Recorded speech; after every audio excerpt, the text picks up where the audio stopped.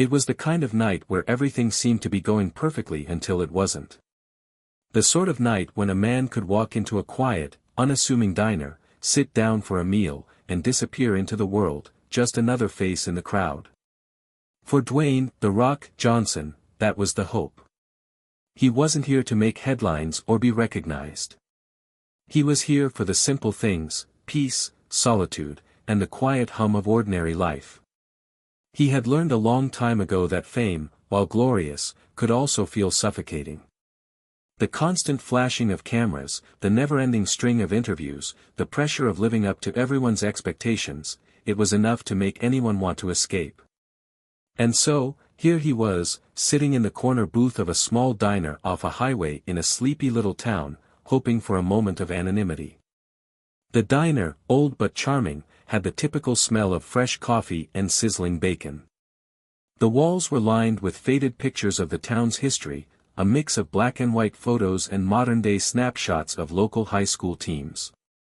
There was something warm and welcoming about it, the kind of place where you could sit down and feel like you were part of the fabric of the community, even if you had only just walked in. "Hey there, what can I get you?" A waitress in her mid-twenties approached, her voice carrying a friendly but tired tone.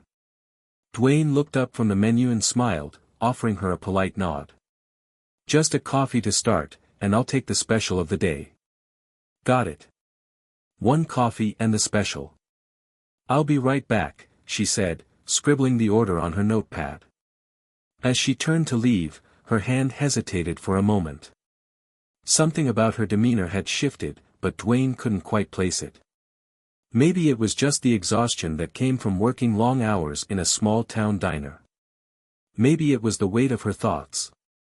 As she disappeared into the kitchen, Dwayne settled back into his seat, trying to relax. His eyes wandered across the diner, noting the few other patrons sitting at tables, lost in their own conversations. It was the kind of place where everyone knew everyone, where the buzz of chatter created a sense of belonging, of familiarity. But as he sat there, enjoying the calm, something began to gnaw at him. He thought he heard a faint sound coming from the kitchen, something that didn't belong in this peaceful little spot. A sob. It was soft at first, almost as if he had imagined it, but then it came again, a little louder, rawer. Dwayne's eyebrows furrowed. The sound was unmistakable now. A woman crying, hidden away behind the kitchen doors. He froze, his mind racing. He wasn't the kind of person who usually stuck his nose into other people's business, especially not here, where no one seemed to notice or care. But something about the sound pulled at him. It wasn't the noise of a simple emotional outburst, it was desperate, heart-wrenching. The kind of cry that cut through the air and made everything feel heavy. His thoughts raced, but he couldn't shake the feeling that he needed to do something. To help. After all, this was the kind of thing he'd seen before, the kind of thing he used to deal with in his own life before the cameras and the fame came along. He had been the person who struggled, who fought to get by. Maybe that's why he couldn't ignore it. Dwayne sighed, running a hand over his face. What should I do? Just as he was about to rise and head toward the kitchen, the waitress appeared again, her eyes swollen and her face a little pale. She set down a steaming mug of coffee in front of him, but she couldn't quite meet his gaze. "Here you go," she said, her voice quieter now, strained. Dwayne took the cup, but his gaze didn't leave her face. There was something in her eyes, something that spoke volumes without saying a word. She was hurting, and her walls were up, but he could see through them. "Are you okay?" he asked gently, his deep voice softening as he spoke. He didn't want to push her, but something told him that if he didn't ask now, he might never get the chance. Her eyes flickered to his, and for a moment, it seemed like she might answer, might break down right there in front of him. But instead, she forced a smile, the kind that didn't quite reach her eyes. "I'm fine," she said quickly, her voice slightly wobbly. "Just, long day. You know how it is." Dwayne didn't buy it. He had been around long enough to know when someone was pretending to be okay. He could feel the weight of her unspoken words, her emotional struggle hanging in the air between them. It wasn't just a long day. It was something more. Before he could say anything else, she turned and walked away, disappearing into the kitchen again. Dwayne sat there, staring into his coffee, trying to shake the feeling that something deeper was going on. The sound of her crying still lingered in his mind, echoing in the back of his thoughts. What's going on with her? He couldn't just sit there and ignore it. Not when he knew how much it hurt to feel invisible, to feel like no one cared, to carry a burden you couldn't share. He had been there before.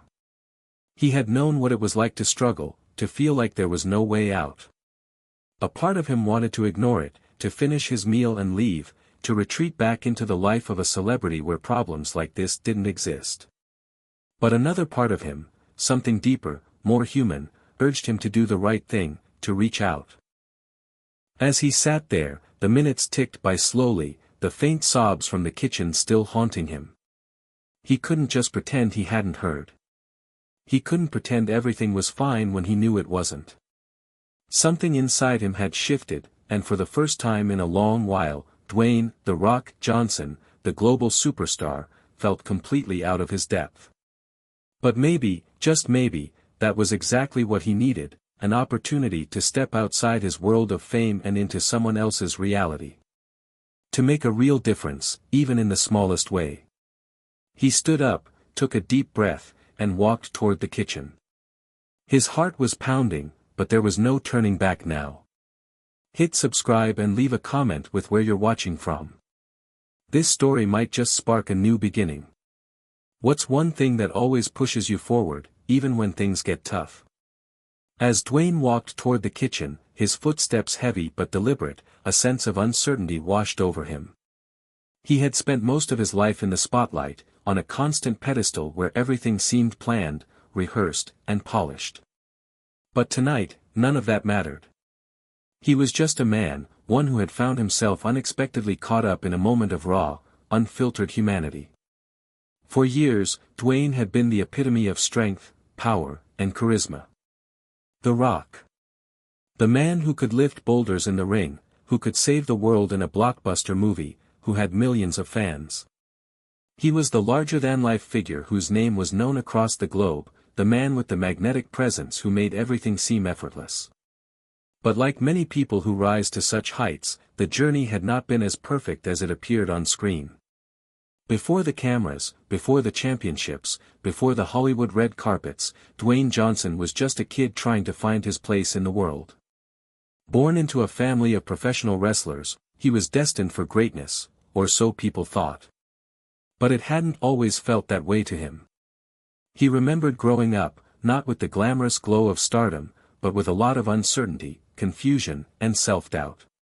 His father, Rocky Johnson, was a Hall of Famer, and his mother, Ada Johnson, was a fierce and loving woman who made sure he never lacked love, even if sometimes they didn't have much else. Their home was humble, and while they weren't poor by any means, there was always a sense that something was just out of reach. Dwayne's parents worked hard to give him everything they could, but there were moments when he had to fend for himself. As a teenager, Dwayne had often found himself at odds with his family's legacy. While his father hoped Dwayne would follow in his footsteps, it wasn't an easy road. Dwayne was often torn between wanting to please his parents and wanting to carve out his own path. Football was his first love, and for a brief time, he believed that was where his future lay. But when a series of injuries ended his football career, he found himself at a crossroads.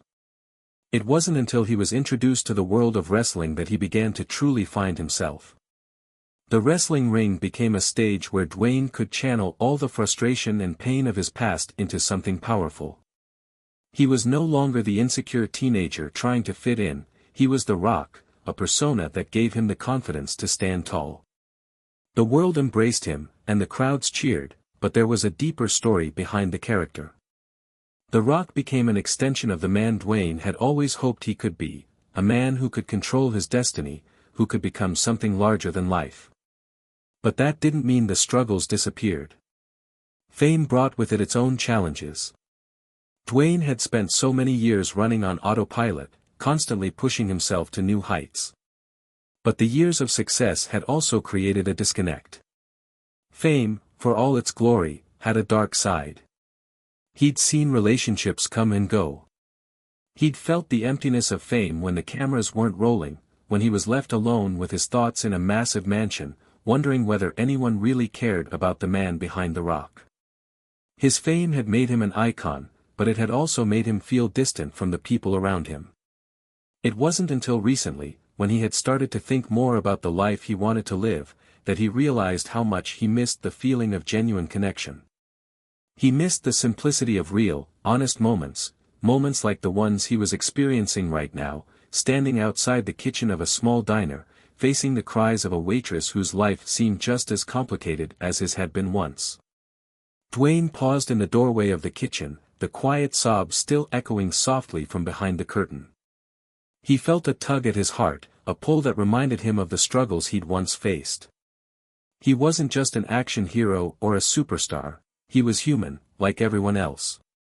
And at that moment, he felt compelled to do something, anything, to make a difference for someone who was going through something far too painful to bear alone. He glanced back at the dining area for a second, where the patrons continued to eat, unaware of the quiet turmoil unfolding behind the scenes. Nobody here seemed to know what was really going on in Emily's life. Nobody knew the weight she carried, the pressures she was under, or the pain she was hiding. And that's when it hit him, the realization that he, too, had been hiding his own burdens for years. People saw him as a superhero, but they didn't see the man who had to learn to overcome his own doubts, insecurities, and fears. Dwayne had never been one to shy away from challenges. He had faced physical battles in the ring, intense emotional struggles in the past, and career setbacks that threatened to take everything away. But at the end of the day, it was always about resilience. He had learned that life wasn't about the victories, it was about how you bounced back from defeat. And right now, Emily was in the middle of her own personal battle, and she needed someone to help her find her way through it. Dwayne wasn't sure what he could offer her, but he knew one thing for sure, he wasn't going to walk away. Not this time. The fame, the muscles, the glitz, none of that mattered here. All that mattered was that someone was hurting, and he had the chance to do something about it. He stepped into the kitchen, and Emily looked up, startled by his sudden appearance. She quickly wiped her eyes, trying to hide the evidence of her tears, but it was too late. The vulnerability was there, raw and real, and it made Dwayne's heart ache. "Hey," he said softly, his voice calm but filled with empathy. "You don't have to pretend you're okay. I've been there. Sometimes we all need a little help." Emily looked at him for a long moment, unsure whether to be embarrassed or relieved. She wasn't used to people seeing her struggle, let alone a stranger, let alone someone as famous as Dwayne Johnson. "I'm fine," she said quickly, but her voice was shaky. But Dwayne wasn't buying it. He took a step closer, offering a gentle smile. "Hey," he repeated, "it's okay not to be okay. You don't have to go through this alone." Emily stood there, the tears she had been trying so hard to suppress now freely flowing down her cheeks. She wiped them quickly, embarrassed, but Dwayne could see the pain in her eyes. He could sense the weight of her emotions, the kind of emotional exhaustion that didn't go away with a simple smile or a kind word. He took another step closer, his presence gentle, but his sincerity was undeniable. The famous wrestler turned actor, the man who had charmed audiences worldwide, was now standing before her, not as a celebrity, but as a human being. And that made all the difference. "Hey, it's okay," Dwayne said softly, his voice low and comforting. "I know things can feel like too much sometimes. But I want you to know, you don't have to keep it all inside. You don't have to do this alone." Emily bit her lip, a wave of emotion sweeping over her. She had always been the strong one, the one people could rely on. But in that moment, in front of this stranger who had somehow become a source of unexpected comfort, she felt a crack in her armor.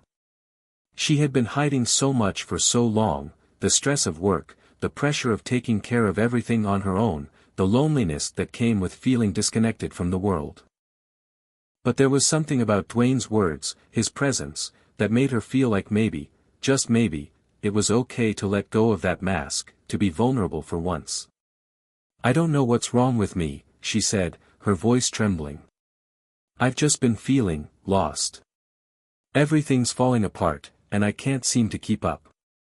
Dwayne nodded, his expression understanding. He didn't need to know all the details to know that Emily was struggling.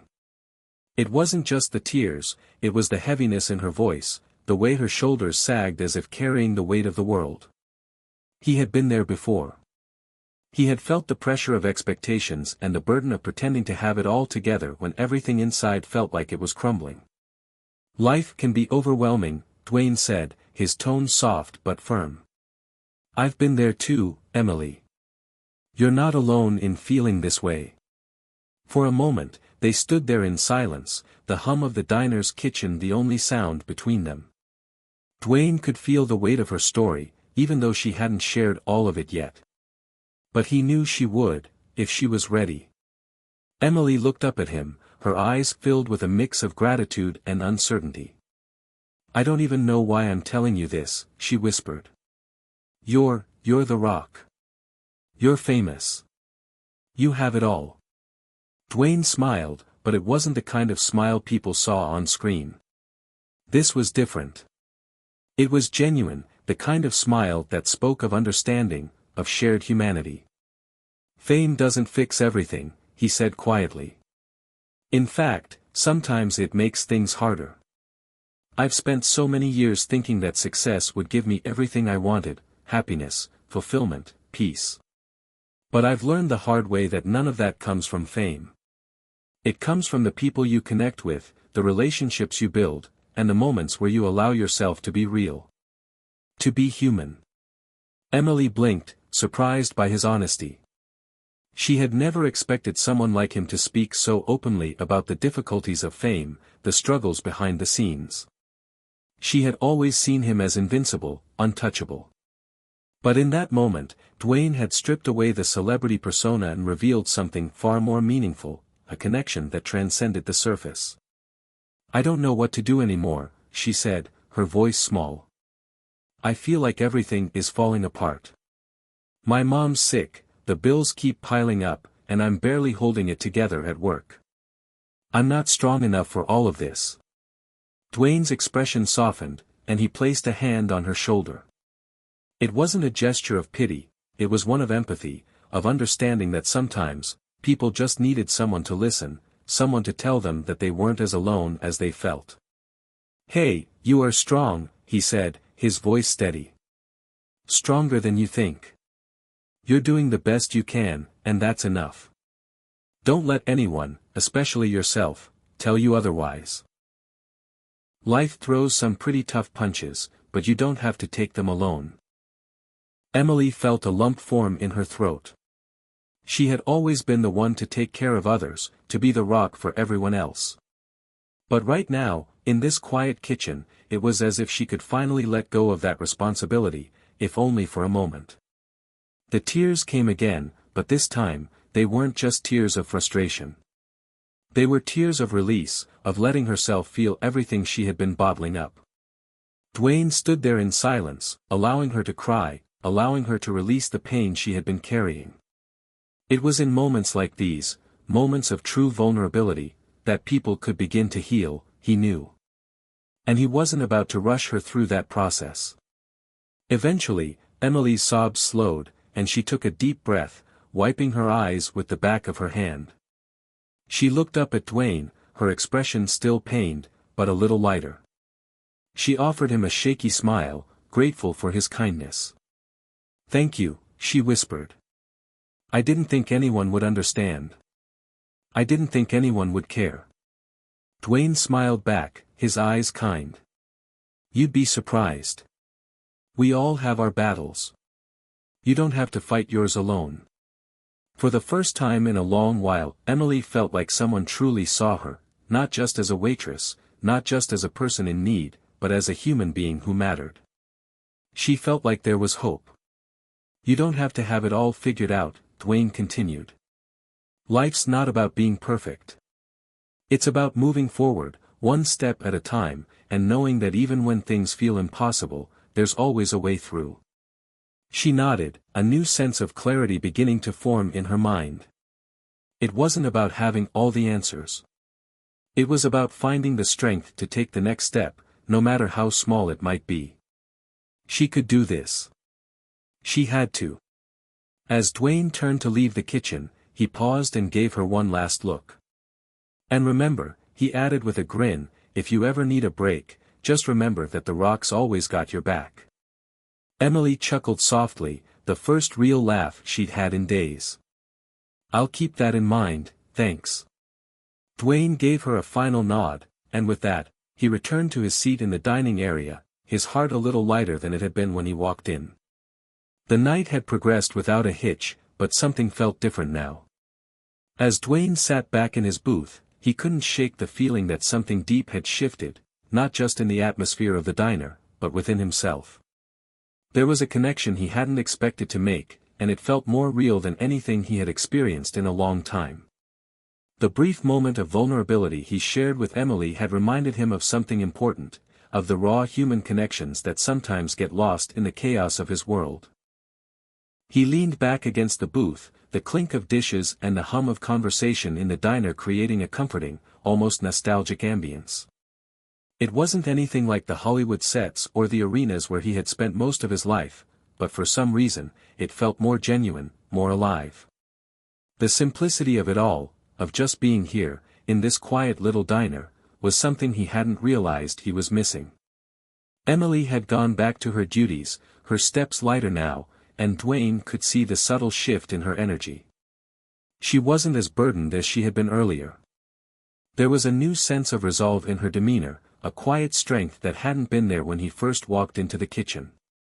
And that was enough for him to know that maybe, just maybe, he had made a small difference. But as the night wore on, Dwayne couldn't help but think about his own life. About the battles he had faced, both on and off screen. There was a time when he, too, had felt lost, uncertain of his path, unsure of where to turn. Wrestling had given him purpose, but it had also isolated him in many ways. Fame was a double-edged sword. The more people knew him, the fewer they truly knew him. His thoughts drifted to the many faces he had encountered over the years, his family, his friends, his fans, and yet, there had always been a part of him that longed for something more. Something real. Something honest. He wasn't just The Rock. He was Dwayne Johnson, a man who had worked hard to get where he was but had also carried the weight of expectations, loss, and personal sacrifice. As he took another sip of his coffee, his mind wandered back to Emily. Her vulnerability, her openness, had reminded him of how important it was to let his guard down. To allow himself to be more than just a persona. But what made their exchange even more meaningful was how it felt so normal. It wasn't a conversation about Hollywood or fame. It wasn't about his celebrity status. It was just two people, connected by the shared experience of struggle and the desire for a way out. Dwayne sighed, setting his cup down and glancing around the diner. The patrons seemed oblivious to the meaningful exchange that had just taken place in the kitchen. They were wrapped up in their own little worlds, enjoying their meals, laughing with friends or family, unaware that the man sitting across the room from them was someone they had seen on their screens more times than they could count. But it wasn't the celebrity Dwayne was concerned about. It was the man who needed to feel like he mattered outside of his fame. His thoughts were interrupted by the sound of footsteps approaching his booth. He looked up to see Emily walking toward him, her expression a mix of apprehension and gratitude. She paused at the edge of the table, her eyes meeting his. "Hi," she said softly, her voice quieter than before but still holding that same strength he had noticed earlier. "Hey, Emily. How are you feeling?" Dwayne asked, his tone warm but genuine. Emily smiled, a small but significant gesture. "Better. I mean, it's still a lot, but I think I can handle it now. I'm not as overwhelmed as I was before." Dwayne gave her a nod of approval. That's what I like to hear. She hesitated for a moment, as if searching for the right words. Finally, she spoke, her voice more steady than before. I just wanted to say, thank you. I didn't expect to open up like that. But it felt good, you know. I guess I've been carrying this weight for so long that I forgot what it was like to just let it go. I've been so caught up in making sure everyone else is okay that I never really took care of myself. Dwayne leaned forward, his gaze kind. Sometimes, we forget that we need to take care of ourselves too. You're doing the best you can, Emily. That's all anyone can ask for. And it's okay to take a step back and breathe. Emily nodded, visibly relieved, though there was a trace of uncertainty lingering in her eyes. It's just hard, you know. When everything feels like it's on your shoulders. I keep thinking that if I just work harder, if I just push through, things will get better. But it's like the harder I try, the worse it gets. Dwayne understood all too well. He had been there, stuck in the same cycle of pushing himself to the limit, convinced that working harder was the answer to everything. But eventually, he had learned that sometimes, the best thing you could do was take a step back, reassess, and allow yourself the grace to not have all the answers. I've been there too, he said, his voice softer now, almost as if he was talking to himself. But here's the thing you have to remember, it's not about how hard you work, it's about balance. It's about finding the time to rest, to recharge. And you can't do it all by yourself. It's okay to ask for help. It's okay to lean on others when you need it. Emily's eyes softened as she absorbed his words. For a moment, she seemed to be deep in thought, processing everything he had said. The weight on her shoulders wasn't gone, but it felt lighter now, as if a small but significant shift had occurred within her. Thanks, Dwayne, she said, her voice filled with genuine gratitude. I think I'm starting to understand that now. It's not easy, but it feels like maybe I'm not as alone as I thought. Dwayne smiled, offering her a reassuring nod. You're never alone. There's always someone who cares. And if you ever need someone to talk to, don't hesitate. I'm always here. Emily smiled, her expression filled with newfound hope. I'll keep that in mind. You've really helped me tonight. As she turned to head back to her duties, Dwayne sat back in the booth, a sense of satisfaction settling over him. He had walked into that diner not knowing what to expect, but somehow, in the course of just one conversation, he had found a connection that reminded him of what truly mattered. It wasn't the fame, the accolades, or the public persona. It was the quiet moments of understanding, the shared human experience that connected them all. As Emily returned to the kitchen, Dwayne couldn't help but feel like the night had turned out to be more meaningful than he could have ever imagined. For all his fame and success, this was the moment that felt like it would stick with him the longest. The night stretched on, and the steady rhythm of the diner seemed to lull Dwayne into a rare sense of peace. He could hear the soft chatter of customers, the clinking of silverware against plates, and the occasional sizzle from the kitchen. Everything seemed to be going smoothly, and yet, he couldn't shake the feeling that there was more to Emily's story than what she had shared. Dwayne had seen people in pain before. As a public figure, he was used to seeing glimpses of others' struggles, whether it was in interviews, through social media, or in fan interactions, but he knew that the hardest battles were often fought in private. Emily's openness had been refreshing, but there was a quiet sadness in her eyes that he couldn't ignore. She had opened up to him in the kitchen, but it had been more of a fleeting moment. He could tell she wasn't done. There was more she hadn't said, the kind of things that were harder to voice, harder to admit. He knew that sometimes, people needed more than just kind words. They needed someone to listen, someone to see beyond the surface, to recognize the silent battles they were fighting. As he sat there, he thought about his own struggles. There were times when he had felt utterly alone in a crowd, even when surrounded by fans or teammates.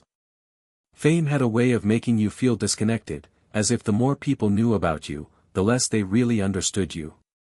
That kind of isolation could leave scars that only time could heal.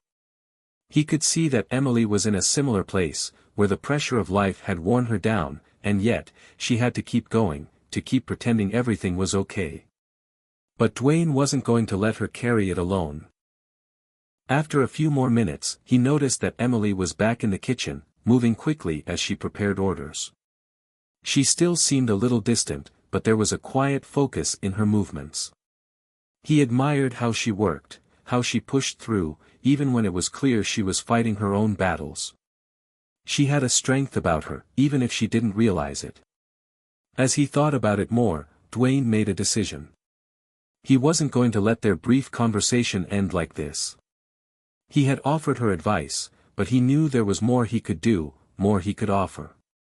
He had been through his own share of trials, and if there was one thing he had learned, it was that sometimes, people needed a bit of encouragement to keep going, especially when the road ahead seemed uncertain. He stood up, his body moving instinctively toward the kitchen, though a part of him wondered whether he was overstepping. He had already been more open with Emily than he had with most people in a long time. But this wasn't about fame. It wasn't about being the rock. It was about being there for someone who was struggling. When he reached the door to the kitchen, he hesitated for a moment. The last thing he wanted was to make her uncomfortable or to seem like he was pushing too hard. But he knew that if he didn't make the effort now, it would be too late. He needed to show her that she wasn't alone, that there was someone who cared enough to follow through on their words. He knocked lightly before entering, giving Emily just enough time to acknowledge him. She turned as he stepped into the kitchen, her eyes momentarily widening in surprise before softening. "Hey, Emily," Dwayne greeted her with a warm smile. "Got a minute?" She paused for a moment, clearly weighing whether or not to respond, then nodded. "Sure. What's up?" Dwayne took a deep breath. He wasn't sure how to say what he wanted to say, but he knew it had to be done. He wasn't going to just walk away from this moment, from the chance to make a difference. "I was thinking," he began, his voice steady. "Earlier, you said that you were feeling overwhelmed. And I know you're probably used to handling things on your own, but, sometimes it helps to talk. You don't have to do everything by yourself, you know." Emily looked down at the counter, her fingers absently brushing against a plate. The silence stretched between them for a moment, and Dwayne could tell that she was processing his words. He could see the hesitation in her eyes, as if she was debating whether to open up again, to allow herself to be vulnerable once more. But he wasn't going to push her. He just wanted her to know she had the option, that she didn't have to keep everything bottled up. "I get it," Emily finally said, her voice low. "I really do. I don't want to burden anyone else. I don't want people to think I'm weak, or that I'm not capable of handling my own life." Dwayne took a step closer, his voice firm yet compassionate. "Being strong doesn't mean doing everything by yourself. It means recognizing when you need help and being brave enough to ask for it. Trust me, I've had my fair share of struggles, and I've learned that there's no shame in needing support. It doesn't make you weak. It makes you human." Emily bit her lip, her eyes glistening with the weight of emotions she hadn't quite been ready to face. She looked away, as if trying to find the words to say, but they wouldn't come. "I'm sorry, I didn't mean to," she began, but Dwayne raised a hand, stopping her. "Don't apologize. You're allowed to feel whatever you're feeling. You've been through a lot. It's okay to feel uncertain. You don't have to have all the answers. I'm not here to judge. I'm just here, as someone who's been there, to tell you that you're not alone." Emily swallowed hard, her throat tight with emotion. She was so used to being the one who helped others, to being the one who held everything together. The idea of letting someone else in, especially someone she didn't know that well, was terrifying. But Dwayne's words, his unyielding kindness, had cracked open a part of her that she had closed off for so long. "I don't know what to do anymore," she said quietly. "I'm scared." And in that moment, Dwayne knew. She was scared not just of failing, but of being seen. Of showing the world who she really was, and letting them know that she was struggling. He saw it all, the fear, the vulnerability, the hesitation. And he understood it. "Listen," Dwayne said, his voice sincere. "You don't have to have it all figured out. But if you ever need someone to talk to, or even just a friend to listen, I'm here. You've got this. And you've got people in your corner." Emily looked up at him, her eyes filled with gratitude and something else, something Dwayne couldn't quite put his finger on. But he knew it was important. He had planted a seed, a glimmer of hope, and he hoped it would grow into something stronger in the days to come. With a final, reassuring smile, Dwayne turned to leave the kitchen. He knew that Emily wasn't quite ready to open up completely. But he had made a difference, even if it was just a small one. And sometimes, that's all it took to change the course of someone's life. Dwayne stepped out of the kitchen, the quiet hum of the diner wrapping around him. As he made his way back to his booth, his thoughts were heavy. The weight of Emily's words lingered in the air, and he couldn't shake the feeling that there was more to her story than she was letting on. But, he thought, not everyone was ready to face their own fears, especially when those fears had been buried for so long. As he slid back into the booth, he glanced over at the counter. There was a familiar face there, one he hadn't seen in years. A man in his mid-40s, dressed in a faded denim jacket, sat hunched over a cup of coffee, staring down into the steaming liquid as if it held all the answers to life. Dwayne's heart skipped a beat when he recognized him. It was Sam, an old friend from his wrestling days. Dwayne hadn't seen Sam in years, back when his wrestling career was at its peak. Sam had been a key figure in his early days, a mentor, and a friend who had helped him navigate the rough and unforgiving world of professional wrestling. But over time, their paths had diverged. Sam had left the business behind, disappearing into the shadows of his own personal struggles. Dwayne hadn't heard from him since, and he'd often wondered what had happened to the man who had once been his mentor. Curiosity piqued, Dwayne made his way toward the counter, his boots clicking on the tiled floor. As he approached, Sam looked up, his tired eyes widening in surprise as recognition hit him. Well, if it isn't the man himself," Sam said with a tired smile, though his voice lacked the enthusiasm it once had. There was a bitterness in his tone that made Dwayne pause. "Sam, it's good to see you," Dwayne said, taking a seat beside him. "How've you been?" Sam sighed, a long, drawn-out breath as he pushed his coffee cup away. His face looked worn, as though life had taken a toll on him. The once jovial man who had laughed with Dwayne through countless training sessions now seemed a shadow of his former self. There was something dark in his eyes, something Dwayne couldn't quite place. "I've been better," Sam muttered, wiping a hand over his face. "You know how it goes. Life gets complicated. People move on, things change. You start wondering if you missed something along the way." Dwayne felt a pang of sadness. He knew all too well how the path to success could sometimes leave people behind, those who had helped you climb the ladder, only to be forgotten when the view from the top became too distracting. The pressure of fame, the grueling schedule, the endless expectations, it was easy to lose sight of what really mattered. "You still keeping up with the business?" Dwayne asked, though he already knew the answer. Wrestling had a way of either consuming you or letting you slip away. There wasn't much in between.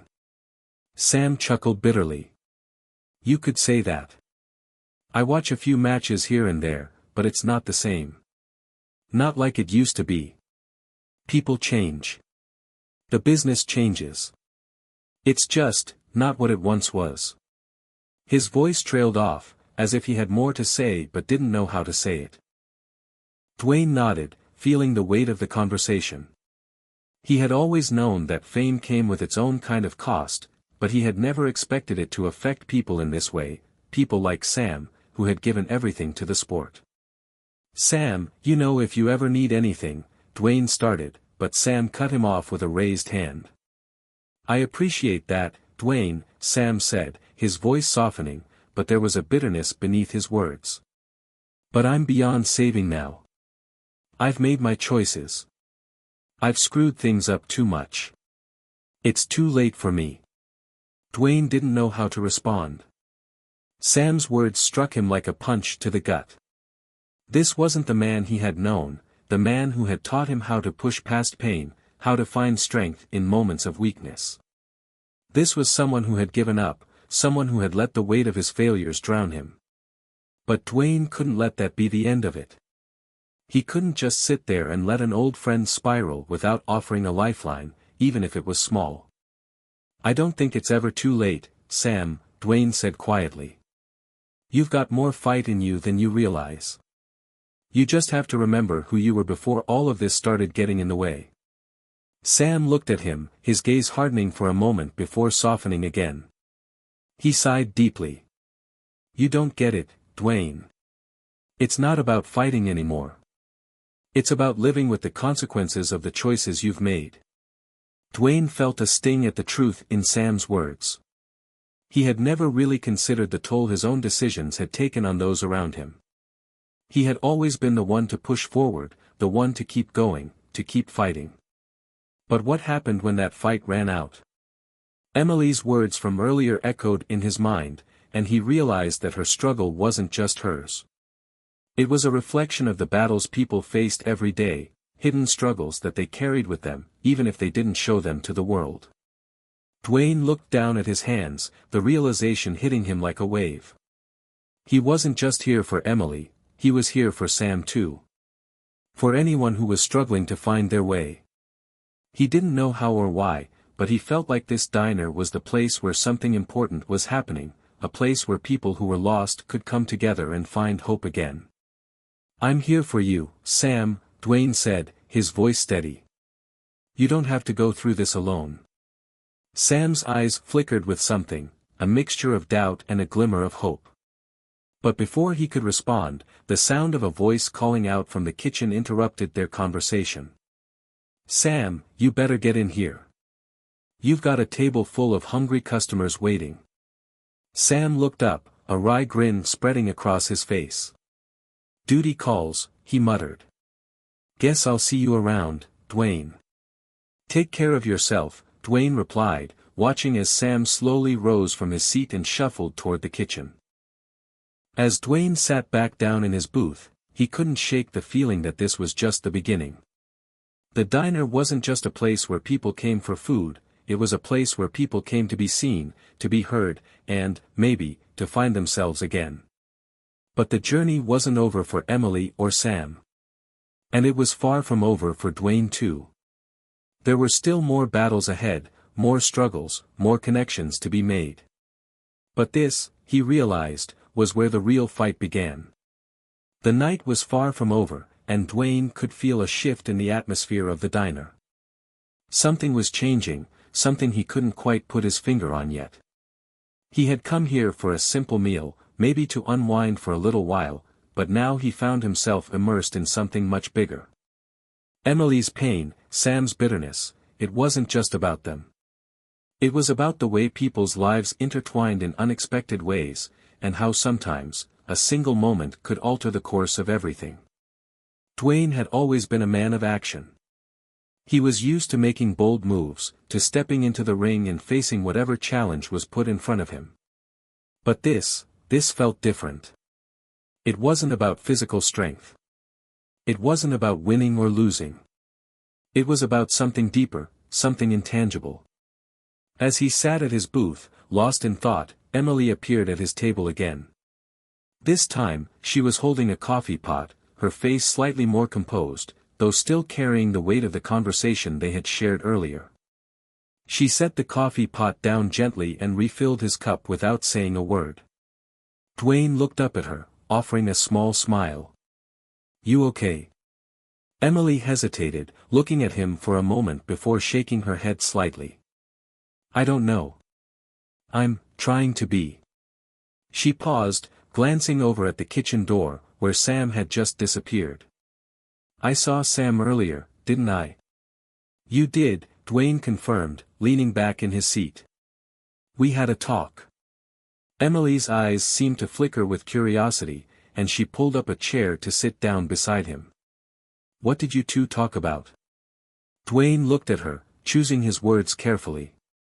"Old times. Struggles. I think Sam's been through a lot, and he's not as okay as he tries to make it seem." Emily nodded slowly, her lips pressing together as she absorbed what he had said. "I get it. He's been through a lot, but he hides it, just like everyone else." She shook her head, a bitter laugh escaping her lips. "Everyone in this place is just pretending to be okay, Dwayne. But none of us are. We're all just trying to survive, right?" Dwayne's heart tightened at the weight of her words. She was right. There was a wall that everyone put up, a barrier between their true selves and the outside world. But it wasn't just here, in this diner, it was everywhere. People were always pretending, hiding the messiness of their lives behind a smile or a carefully constructed persona. "You don't have to pretend with me, Emily," Dwayne said quietly. "I know what it's like to feel like you're not enough, to feel like everything is falling apart. But you're not alone in this." Her eyes softened as she looked at him. "I know you're trying to help, Dwayne. But I don't know if I'm ready for that kind of help. I don't even know if I deserve it." Dwayne leaned forward, his voice gentle but firm. "You do deserve it. You deserve to be happy, to feel like you're more than just what you've been through. And you deserve to know that it's okay to not have everything figured out." Emily bit her lip, her gaze flickering to the door where Sam had gone. She seemed to be battling with herself, torn between opening up and retreating back into her shell. It was clear that she had been fighting this battle for a long time, maybe longer than Dwayne could even comprehend. Before Dwayne could say anything more, a sudden crash came from the kitchen. A loud clatter of dishes hitting the floor echoed through the diner, followed by the unmistakable sound of someone cursing under their breath. Emily jumped up from her seat, her eyes wide with surprise. "I've got to go check on that," she said quickly, and without another word, she rushed to the back. Dwayne sat there for a moment, the sudden chaos in the air shifting the mood once again. He could tell that whatever had happened in that kitchen, it wasn't good. There was an urgency in Emily's movements, a frantic energy that spoke volumes. He didn't want to leave things unfinished, but he also knew that he wasn't going to be of any help to her in that moment. She needed to handle this herself, but maybe, just maybe, he could offer her something more in the future. As he sipped his coffee, Dwayne thought about the crossroads they were all facing. He had come to this diner looking for a simple meal, but he had found something far more complicated. There was a connection here, a bond forming between him and the people around him, one that went deeper than casual conversation. And then, as if the universe had a way of testing him, the door to the kitchen opened again. Emily appeared, but this time, she looked different. There was something in her expression, something that made Dwayne's heart skip a beat.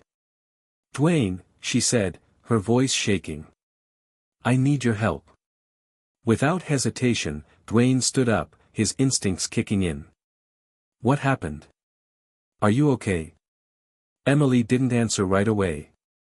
Instead, she glanced nervously over her shoulder at the kitchen, her eyes filled with a mix of worry and fear. "It's Sam. He's gone." Dwayne's brow furrowed. "What do you mean, he's gone?" "I mean," she whispered, her voice barely above a tremble, "he's not in the kitchen anymore. The back door's open, and there's a note." "Wait. A note?" Dwayne asked, his mind racing. He could feel the weight of the situation settling on his shoulders. Something was very wrong. Emily nodded, visibly shaken. "Yeah. It's like, he left, but not just that. He left a message. It's for me, Dwayne. But I don't understand it. I need you to come with me." Without thinking, Dwayne followed her as she led him to the back of the diner. The air was thick with tension, and he couldn't shake the feeling that they were on the verge of something much bigger than either of them could have predicted. As they reached the door, Emily's hand hovered over the note, the paper crinkled in her grasp. What does it say? Dwayne asked softly, though he already knew the answer would be something they both would never forget. Emily took a deep breath before unfolding the paper. Her hands trembled as she read aloud. I'm sorry. But I couldn't stay. You have to save yourself, Emily. You've always been stronger than you realize. The rest is up to you now. Sam. Dwayne's heart sank. What was going on? Why would Sam leave like this? Where had he gone? But more importantly, what did it mean for Emily? For everyone involved? This was no longer just about Emily's personal struggles or Sam's bitterness. Something bigger was happening here. Something that had the potential to change everything. Dwayne stood motionless for a moment, staring at the note in Emily's trembling hands. The message was brief, but the weight it carried felt like it could crush them both. Sam's words were cryptic, unsettling. Save yourself. What had he meant by that? Why had he left? And where had he gone? Emily's face was pale, the paper almost falling from her fingers as she looked up at Dwayne. Her eyes were filled with confusion, fear, and something else, something that had been buried deep within her for far too long. She had been trying so hard to hold it all together, but now the cracks were showing. The walls she had built around herself were crumbling, and she didn't know how to stop it. Dwayne could feel her fear radiating off of her, but he also felt something else, a deep, burning need to help her, to get to the bottom of whatever this was. This wasn't just about helping a friend anymore. This was about saving someone from something much darker. And he wasn't about to let her go through this alone. Okay, Dwayne said, breaking the silence. We need to figure out what's going on, Emily. I don't know what Sam meant by all this, but I'm not letting you face it by yourself. We'll figure it out together. Emily nodded slowly, wiping a stray tear from her cheek. She was trying to hold herself together, but it was clear the emotional toll was starting to overwhelm her. Dwayne reached out and placed a comforting hand on her shoulder. You don't have to be strong all the time, you know, he said gently. It's okay to let it out. You've been carrying so much weight on your own for so long. You don't have to do that anymore. For a moment, Emily just stood there, her shoulders trembling. Then, as if the dam had broken, she collapsed into Dwayne's arms, tears pouring down her face. Dwayne held her tightly, his chest heavy with the realization that, whatever Sam was running from, it was bigger than any of them had anticipated. I don't understand, Emily choked out between sobs. I've tried everything, Dwayne. I've tried to fix things, but it feels like I'm always one step behind. Like I'm running in circles and no matter how hard I try, it's never enough. Dwayne's heart ached for her. He knew what it felt like to be in a place where you couldn't see a way out, where every effort seemed to only make things worse. He had been there before, in his own way. But one thing he had learned over the years was that there was always a way through. It might not be easy, and it might take longer than you wanted, but the only way out was through. And Emily wasn't going to go through it alone. Hey, listen to me, Dwayne said, pulling back slightly to look her in the eyes. You don't have to have all the answers right now. No one does. But you're not alone in this. We'll figure it out together. One step at a time. Emily took a shaky breath, nodding as she wiped her eyes. She looked at the note again, her fingers brushing over the paper as if it held the key to everything. But where do we even start? Where do we look for him? Dwayne glanced at the door leading to the kitchen. He didn't have all the answers yet, but he knew that Sam wasn't the type to just disappear without a reason. Something had happened, something big, and it wasn't just about running away. There had to be a deeper cause behind his sudden departure.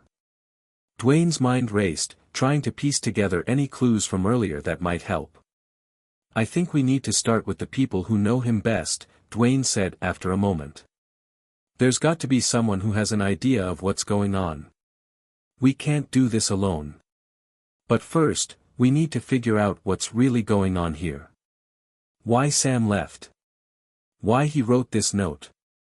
Emily nodded, the tears still fresh on her face, but there was a new determination in her eyes now. She wasn't going to let this control her. She wasn't going to let fear dictate her life anymore.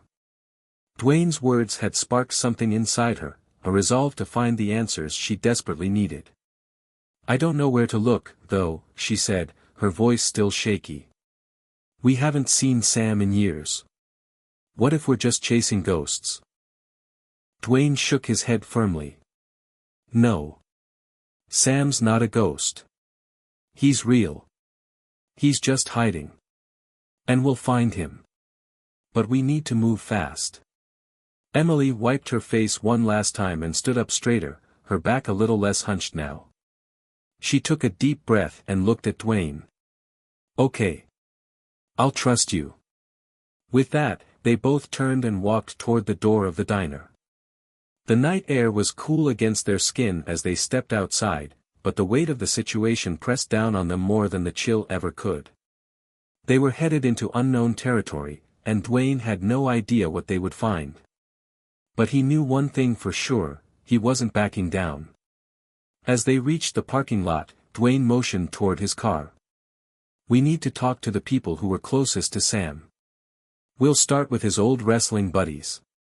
If anyone knows where he's gone or what he's dealing with, it's them." Emily nodded, her face set with determination. "Let's go. We have to find him." As they drove through the darkened streets, the weight of the mystery continued to press down on Dwayne's chest. Sam's note was just the beginning. Whoever had pushed Sam to the point of disappearing was still out there, and Emily and Dwayne were about to uncover secrets that no one was ready to face.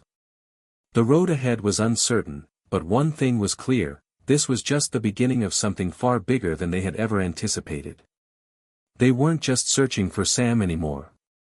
They were about to uncover the truth. Dwayne knew that every step they took would bring them closer to answers, but with each passing moment, the stakes were rising. The night was far from over, and as they continued to drive into the unknown, Dwayne couldn't shake the feeling that they were walking straight into danger. The night felt different now. Dwayne could feel it in the air, the weight of the unknown pressing down on them both. As he drove through the quiet streets, Emily sat in the passenger seat, staring out the window, her mind clearly miles away. The note, the disappearance, Sam, it was all consuming her thoughts. And though she was trying to hold it together, Dwayne could see that the cracks were starting to show. Every turn, every streetlight that flickered overhead, felt like another step into a mystery that was quickly spiraling out of control. Dwayne wasn't afraid of facing the unknown. He'd built his life on doing just that. But this wasn't a fight in the ring. This was something deeper, something that didn't have a clear winner or loser. This was about people, emotions, and secrets that had been buried for too long. Emily finally spoke, breaking the silence that had settled between them. "I don't even know where we're going. I don't know who to trust. Sam's been gone for so long, and I never thought it would end up like this. That note, it's like a final goodbye, like he's giving up." Dwayne's gaze flicked to her for a moment before returning to the road. "People don't just give up, Emily. There's something else going on here. Something that's been building up for a while. We have to figure out what it is." "I know," Emily whispered. "But I'm scared. What if we're too late?" Dwayne reached over and placed a reassuring hand on her shoulder. "We're not too late. We're going to find him. We just have to keep going." They pulled up in front of a small, dimly lit building on the outskirts of town. It was an old bar, a place that Sam and his friends had frequented in the past. It wasn't the kind of place Dwayne would typically choose, but it felt like the right place to start. The air was thick with the scent of cigarette smoke, and a faint hum of music could be heard from inside. The kind of place where secrets were traded as easily as drinks. As they stepped out of the car, Dwayne took a deep breath, the weight of the situation settling on him. He wasn't sure what they were walking into, but he knew that whatever they found here could change everything. He could feel the tension in his muscles, his instincts on high alert. He wasn't just stepping into a bar, he was stepping into a world that had been hidden from him for years. The door to the bar creaked as they entered, and Dwayne immediately scanned the room. The atmosphere was heavy, the dim lighting casting long shadows across the worn wooden tables. The air was thick with the smell of whiskey, sweat, and regret. It was a place where people came to escape their problems, only to find that the problems followed them right through the door. "Do you think Sam is here?" Emily asked, her voice barely audible over the noise. "I don't know," Dwayne replied, his eyes scanning the crowd. "But if anyone knows where he's gone, it's someone in here." They made their way to the bar, where a burly bartender with a grizzled face wiped down a glass. He looked up as they approached, his eyes narrowing slightly. "What can I get for you?" he asked gruffly. "We're looking for someone," Dwayne said, keeping his tone steady. "Sam. Sam Reynolds. Do you know where he is?" The bartender's expression flickered for a moment, and Dwayne could tell that the mention of Sam's name had struck a nerve. He leaned in a little closer, his voice dropping to a conspiratorial tone. "Sam's not exactly around anymore," the bartender muttered, avoiding their gaze. "Haven't seen him in weeks." Emily's heart sank at his words. "What do you mean, not around?" "He left town." The bartender shrugged, as if the answer didn't matter to him. "I don't know. He was here a lot, sure. But lately, not so much. Last time I saw him, he was looking pretty rough. Something was eating at him. Didn't say much, just drank his whiskey and left." Dwayne's mind raced. Sam had been here recently, then disappeared. Something had happened. Something had driven him to leave, and it wasn't just a physical disappearance. There was something deeper at play here, something that went beyond just him needing a break. Sam had been running from something, or someone. "Did he leave with anyone?" Dwayne asked, his voice firm. The bartender shook his head. "Not that I know of. But you might want to check with Alex.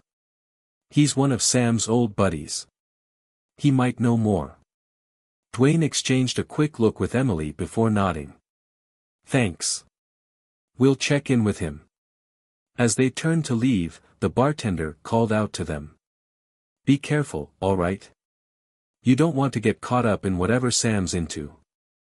I don't know the whole story, but there's something dark about it." The warning sent a chill down Dwayne's spine. Whatever Sam had gotten tangled up in, it wasn't just a personal issue. There was something bigger at play. Something dangerous. Outside, the night air felt colder, and Emily's face was tense as she processed the bartender's words. "What does he mean by dark, Dwayne? What could Sam possibly be involved in?" "I don't know," Dwayne replied, his jaw clenched. "But I intend to find out. We're getting closer, Emily. I can feel it." They made their way to the car, Dwayne's mind racing. Who was Alex, and what could he possibly know about Sam's disappearance? As they drove through the night, the uncertainty grew heavier. Each new clue seemed to raise more questions than answers. But Dwayne wasn't about to stop. He'd made a promise to Emily, and he intended to keep it. Whatever Sam was mixed up in, Dwayne would find the answers. And once they did, they would face whatever came next, together. Hit subscribe and leave a comment with where you're watching from. This story might just spark a new beginning. What's one thing that always pushes you forward, even when things get tough?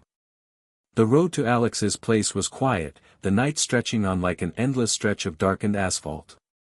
Dwayne drove with purpose, his grip on the steering wheel tight. Emily sat beside him, her thoughts seemingly far away, but her determination was clear. She wasn't going to stop. Neither of them was. The mystery surrounding Sam was deepening, but they couldn't back out now, not when they were so close to the truth.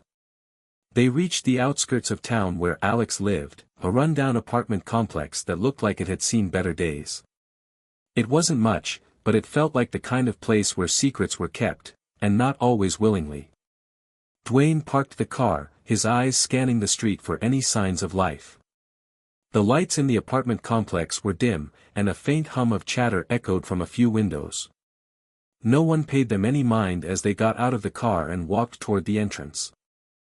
Dwayne knocked on the door to Unit 3B. No answer. He knocked again, this time a little louder. After a few moments, the door creaked open to reveal a man in his late 30s, disheveled and wearing an old t-shirt. He looked like he hadn't had a full night's sleep in days. "Yeah?" the man asked, his voice low and rough. "We're looking for Alex," Dwayne said, not wasting any time. "We need to talk to him about Sam Reynolds."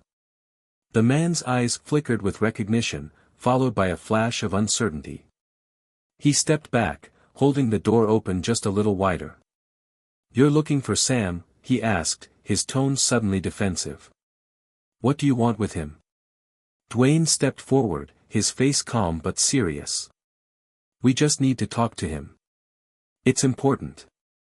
The man hesitated, then sighed, clearly weighing his options. "Fine. Come in. But don't expect him to be here. Sam's been missing for a while now." Emily followed Dwayne inside, the dim lights casting long shadows on the peeling walls. The apartment was small, cluttered with old furniture and empty beer bottles. It was the kind of place that screamed of escape from something or someone. Alex motioned for them to sit on the couch as he flopped down in an armchair. "So, what's this about Sam? He didn't tell me he was in trouble." "Not like this." Dwayne sat across from him, his gaze locked on Alex's face, searching for any hint of truth. "What do you know about Sam's disappearance? What happened to him?" Alex leaned back, rubbing his eyes as if trying to collect his thoughts.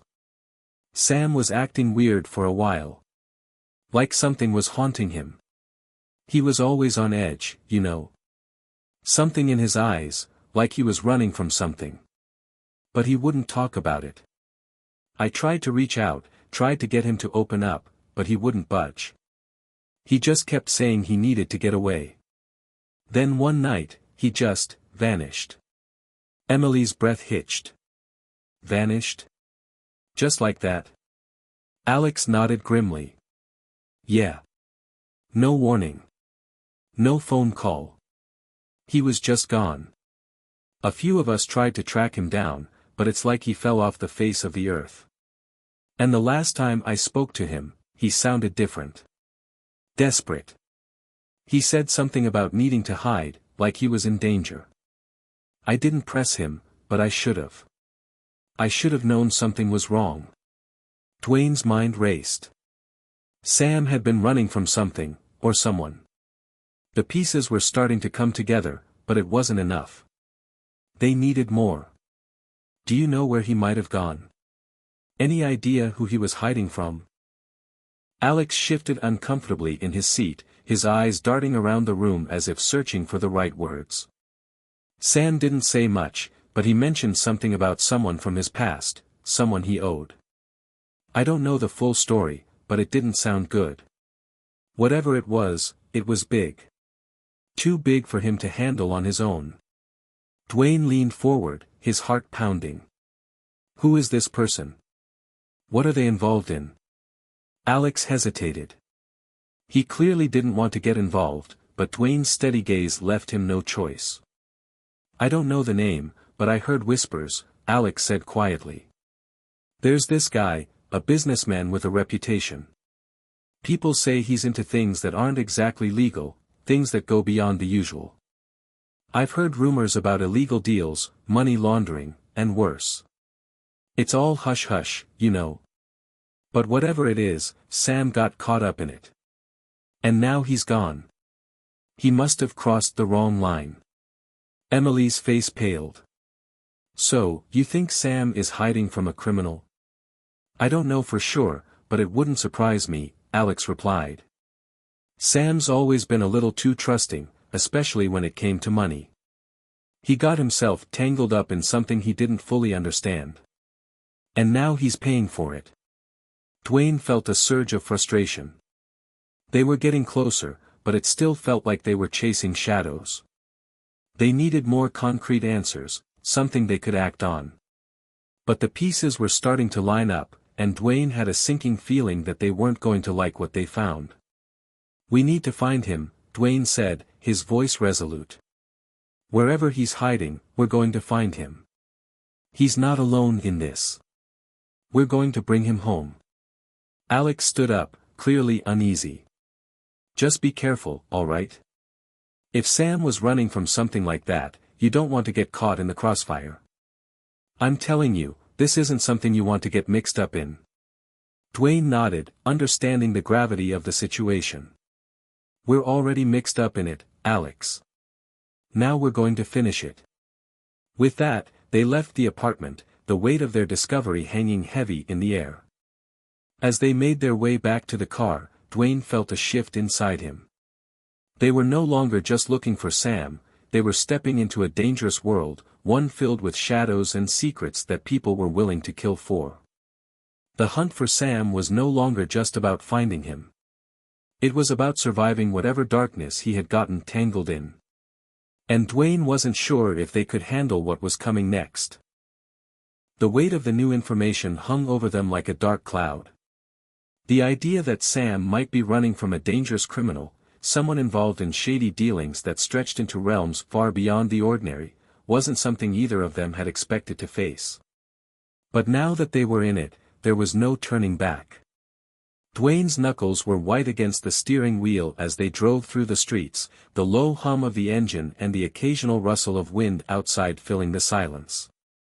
Emily, sitting beside him, was quiet. Her mind seemed a million miles away, processing everything she'd learned in the last few hours. Dwayne glanced at her, and he could see the anxiety written all over her face. This wasn't just a search for a missing person anymore. This was something deeper, something darker, and they were both right in the thick of it. Dwayne knew the stakes had just been raised, but there was no turning back. He'd promised Emily they would find Sam, no matter what.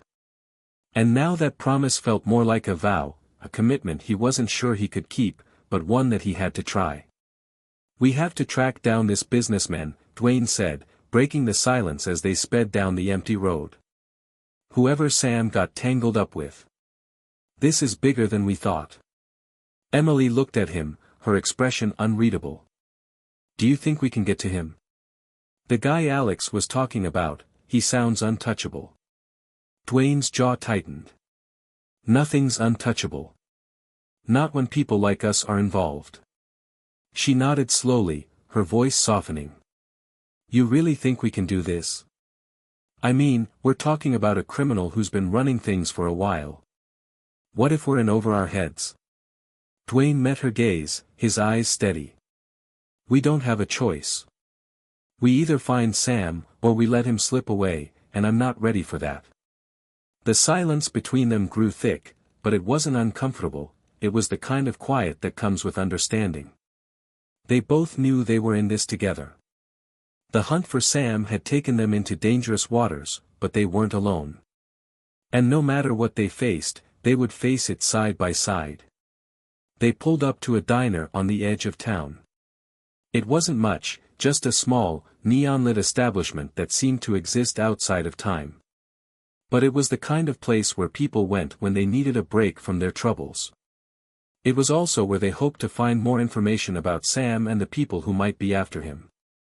Inside, the diner smelled of greasy food and strong coffee, the low murmur of voices blending with the sound of sizzling food from the kitchen.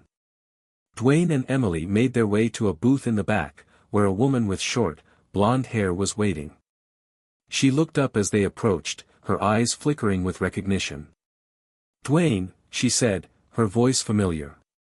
"I didn't expect to see you here." Dwayne sat down, his eyes scanning the room before locking onto hers.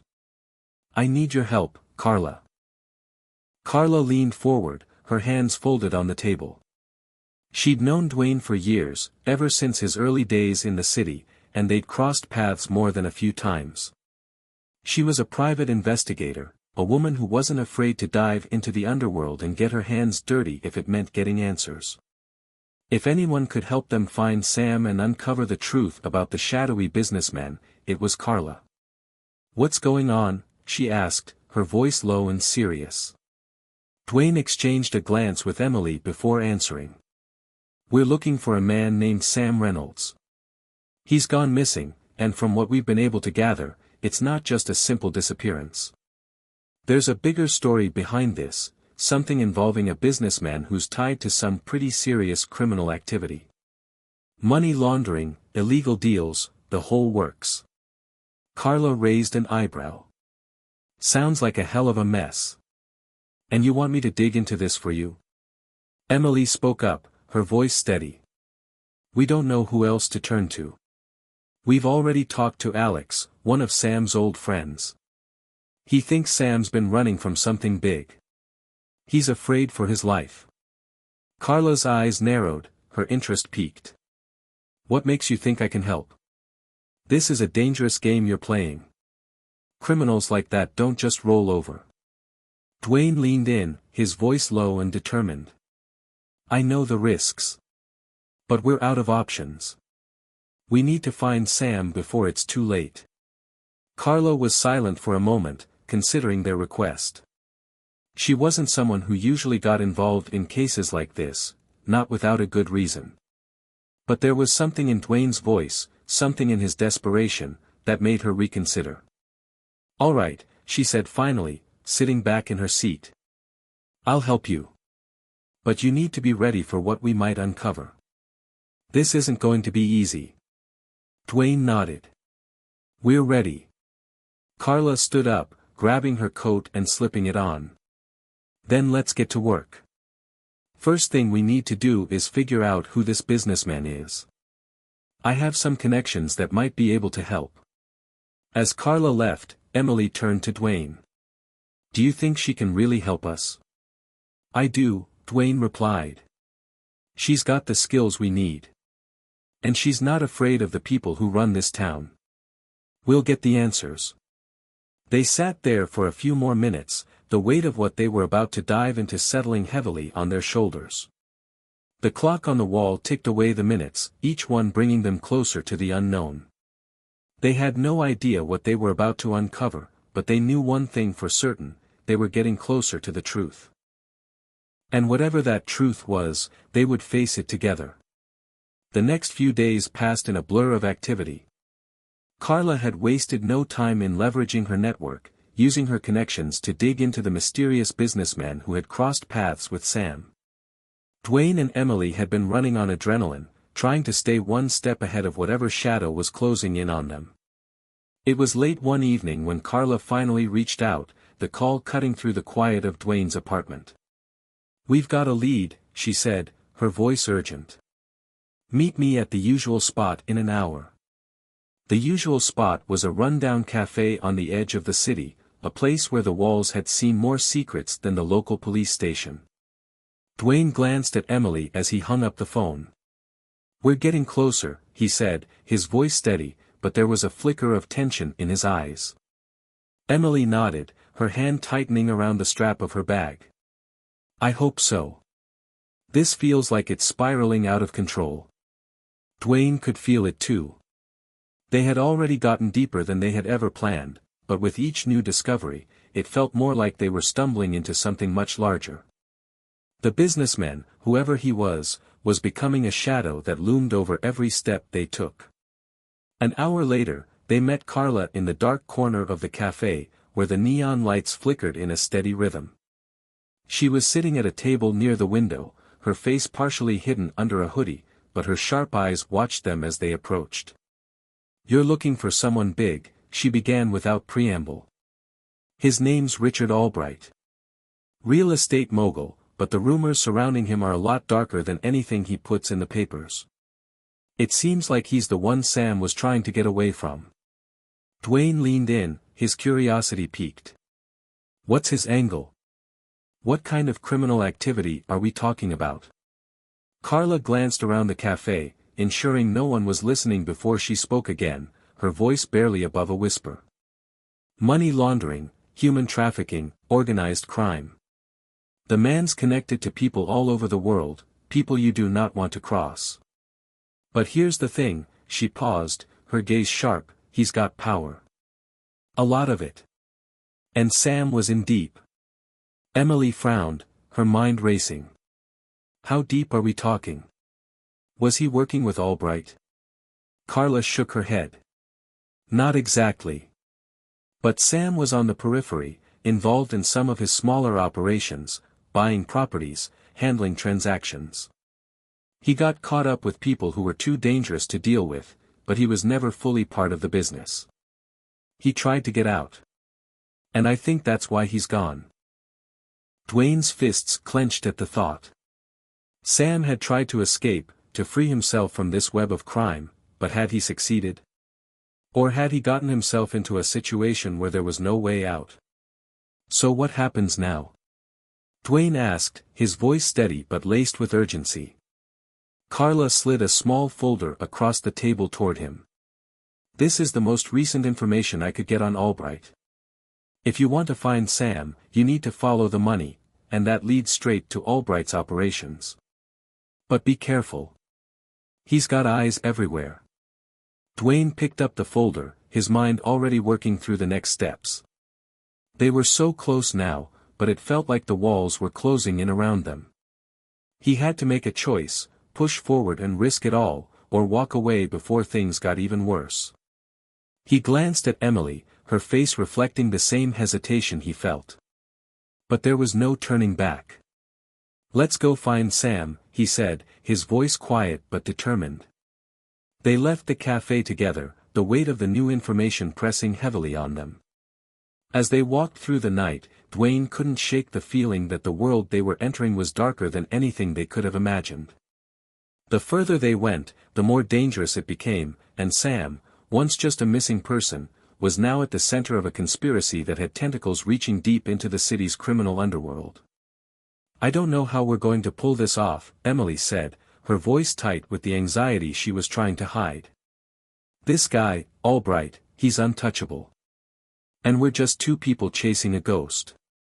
We're not just chasing a ghost, Dwayne replied, his tone resolute. We're chasing the truth. And the truth has a way of coming to light, even in the darkest places. Emily nodded, though her worry was still palpable. I hope you're right. They spent the next several days scouring through the information Carla had provided, piecing together the puzzle of Albright's operations. It was slow work, tracking down leads and cross-checking names and addresses, but every piece they uncovered seemed to confirm that Sam had gotten tangled up with one of the most dangerous men in the city. Eventually, they tracked Albright to an abandoned warehouse on the outskirts of town. The place was isolated, surrounded by high fences and guarded gates. It looked like a place where things went in, and never came out. Dwayne and Emily stood at the edge of the street, staring at the warehouse in the distance. The air felt thick, charged with an uneasy tension. They knew this was it, the moment of truth. But they also knew the risks. Getting into that warehouse wasn't going to be easy. And getting out alive? That was a whole other challenge. We go in. We find Sam, Dwayne said, determination hardening his voice. And we get him out. Emily's eyes flickered with uncertainty, but she didn't hesitate. I'm with you. They made their way toward the entrance of the warehouse, hearts pounding with every step. The air felt heavy with the promise of what lay ahead, secrets, danger, and a truth that had been buried too long. They were about to step into the heart of darkness. The warehouse loomed ahead, its rusted steel walls towering over them like a silent sentinel. The lights inside flickered dimly, casting an eerie glow that barely pierced the suffocating darkness outside. Dwayne and Emily stood at the edge of the property, their backs pressed against a tall fence, eyes scanning the perimeter for any sign of movement. Every instinct told them to turn back. Every instinct screamed that this was a mistake. But they didn't. We're in this now, Dwayne whispered, his voice steady despite the mounting pressure. We'll go through the back. Less visibility. Emily nodded, swallowing the knot in her throat. She had never imagined that she'd be standing outside a place like this, about to walk into a criminal's lair, but here they were. It had been less than a week since they'd first started this journey, and now they were standing at the edge of a nightmare. Dwayne led the way, moving silently, his movements purposeful as he navigated them around the side of the building. The air felt colder here, the weight of the night settling on their shoulders like a heavy cloak. Emily's heart raced in her chest, but she kept her breathing steady, focusing on every step, every movement. The back entrance was a small metal door, partially concealed by a pile of old crates. Dwayne crouched low, his eyes searching the shadows for any signs of a guard or a hidden camera. It was clear they weren't the first ones to sneak around here. There were fresh boot prints in the dust, evidence of others who had come and gone. It wasn't a place that anyone wanted to be seen. "Ready?" Dwayne asked, turning to look at Emily. His face was a mask of determination, but even in the dim light, she could see the tension in his eyes. She nodded, her jaw clenched. "Let's go." They made their way to the door, and with a soft push, it creaked open. The sound seemed deafening in the silence, but there was no turning back now. They stepped inside, and the overwhelming scent of mildew and decay filled their nostrils. The warehouse was vast, stretching out in front of them like a cavern, filled with shadows that seemed to move of their own accord. Dwayne took the lead again, his eyes darting around, scanning for anything that might give them away. Every corner could be a trap, every shadow could hide a guard. But they couldn't afford to stop. Not now. They moved deeper into the warehouse, their footsteps soft but deliberate. The walls were lined with crates and barrels, and in the far distance, they could hear the faint sound of voices. It was hard to make out what they were saying, but the tone was unmistakable, threatening, harsh. Emily's heart beat faster, but she kept her composure. She was here for Sam. Nothing else mattered. As they moved forward, Dwayne gestured for Emily to stop. He crouched low, his eyes fixed on a small group of men gathered around a table. They were too far to hear their conversation clearly, but one of them stood out, tall, broad-shouldered, with a cold, calculating look in his eyes. He was the kind of person who seemed to radiate danger, and Emily had no doubt that this was Albright. "Richard Albright," Dwayne muttered under his breath, his voice low with distaste. "This is it. This is the guy." Emily's stomach churned as she stared at the man. She had heard the rumors, but seeing him in person made the danger real in a way nothing else had. He was the one pulling the strings, the mastermind behind everything they had uncovered. And he was sitting just a few feet away, as though nothing in the world could touch him. But they couldn't let that stop them. Sam was somewhere in this place, and they had to find him. Dwayne motioned to Emily, signaling that they needed to move again. They couldn't risk getting any closer to Albright without a plan, but they had to find a way to get to him, or at least figure out where Sam was being kept. They crept through the shadows, weaving around crates and avoiding the beams of light that occasionally cut through the darkness. Each step felt like a lifetime, every breath a reminder of how fragile their position was. And then, just as they rounded a corner, they froze. A figure stepped into their path, and for a brief moment, time seemed to stop. The man was tall, with broad shoulders and a rough, scarred face. He wore a black jacket that blended seamlessly into the shadows, and his eyes locked onto theirs with a predatory intensity. For a moment, Dwayne thought they were done for. He'd always been able to read people, but there was something about this guy that made his instincts flare. They were in immediate danger. The man didn't say anything at first, he just stood there, his eyes narrowing as if assessing them. Emily's hand moved instinctively toward her bag, where she kept a small stun gun.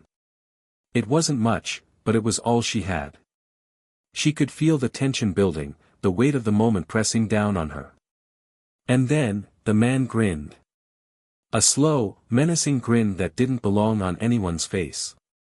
"You're not supposed to be here," he said, his voice low and gravelly. "But you've got guts, I'll give you that." Dwayne didn't hesitate. His body was already moving, taking a step toward the man, trying to get within striking distance. But just before he could react, the man raised a hand, signaling for him to stop. "You really think you can take down Albright's operation?" the man asked, his grin widening. "You're out of your depth." Emily's pulse raced as she tried to gauge their chances of escape. There was no doubt in her mind that the man was part of Albright's inner circle. But that didn't matter. They had to keep moving forward. They had to find Sam. "Where's Sam?" Emily demanded, her voice shaking with a mix of fear and resolve. The man's grin faltered, and for a brief moment, something like recognition flashed across his face. But it quickly disappeared, replaced by cold indifference. "You're too late," he said, his tone casual, like he was talking about something trivial. "He's already gone. You won't find him here." Dwayne's heart sank. If Sam wasn't here, then where was he? And why had they been led to this dead end? The man's lips curled into a smirk as if he knew exactly what Dwayne and Emily were thinking. "You really think you're the heroes of this story?" he asked, his voice dripping with mockery. "You're in way too deep." He took a step back, his hand sliding into his jacket pocket. Dwayne tensed, ready for whatever move the man might make, but instead, the man simply gestured toward the back of the warehouse. "Better hurry," he said, "before it's too late." The man's words hung in the air like a heavy fog, suffocating everything around them. "Better hurry," he'd said, and for a split second, Dwayne and Emily were frozen, unsure whether it was a warning or a taunt. The flickering lights above cast long shadows over the warehouse, and every second felt like it stretched into an eternity. Dwayne narrowed his eyes. "What does that mean?" "Where's Sam?" he asked, his voice low but edged with an unmistakable edge of urgency. The man simply shrugged, his casual demeanor betraying nothing of the threat he posed. "I'm not your guide," he muttered, his tone dismissive. "Albright's men don't take kindly to trespassers. You might want to think twice before going any further." Emily stepped forward, her heart racing as the man's words made the blood drain from her face. Was Sam still alive? Was he really gone? The thought sent a cold shiver down her spine. "What do you mean by that?" she demanded again, her voice trembling, though she did her best to mask the fear. The man's eyes flickered with amusement, his grin widening once more. He looked them up and down as if weighing their chances. "You've got the guts to ask questions, but you're asking the wrong person. You're not in control of this anymore. Albright is." Without another word, he turned and melted back into the shadows, leaving Dwayne and Emily standing in stunned silence. For a moment, neither of them moved. They had come this far, but now the path ahead felt uncertain, like a fog descending, clouding their judgment. "What do we do now?" Emily whispered, glancing at Dwayne, who seemed deep in thought. Her voice quivered with the growing realization that their mission might have just taken an even darker turn.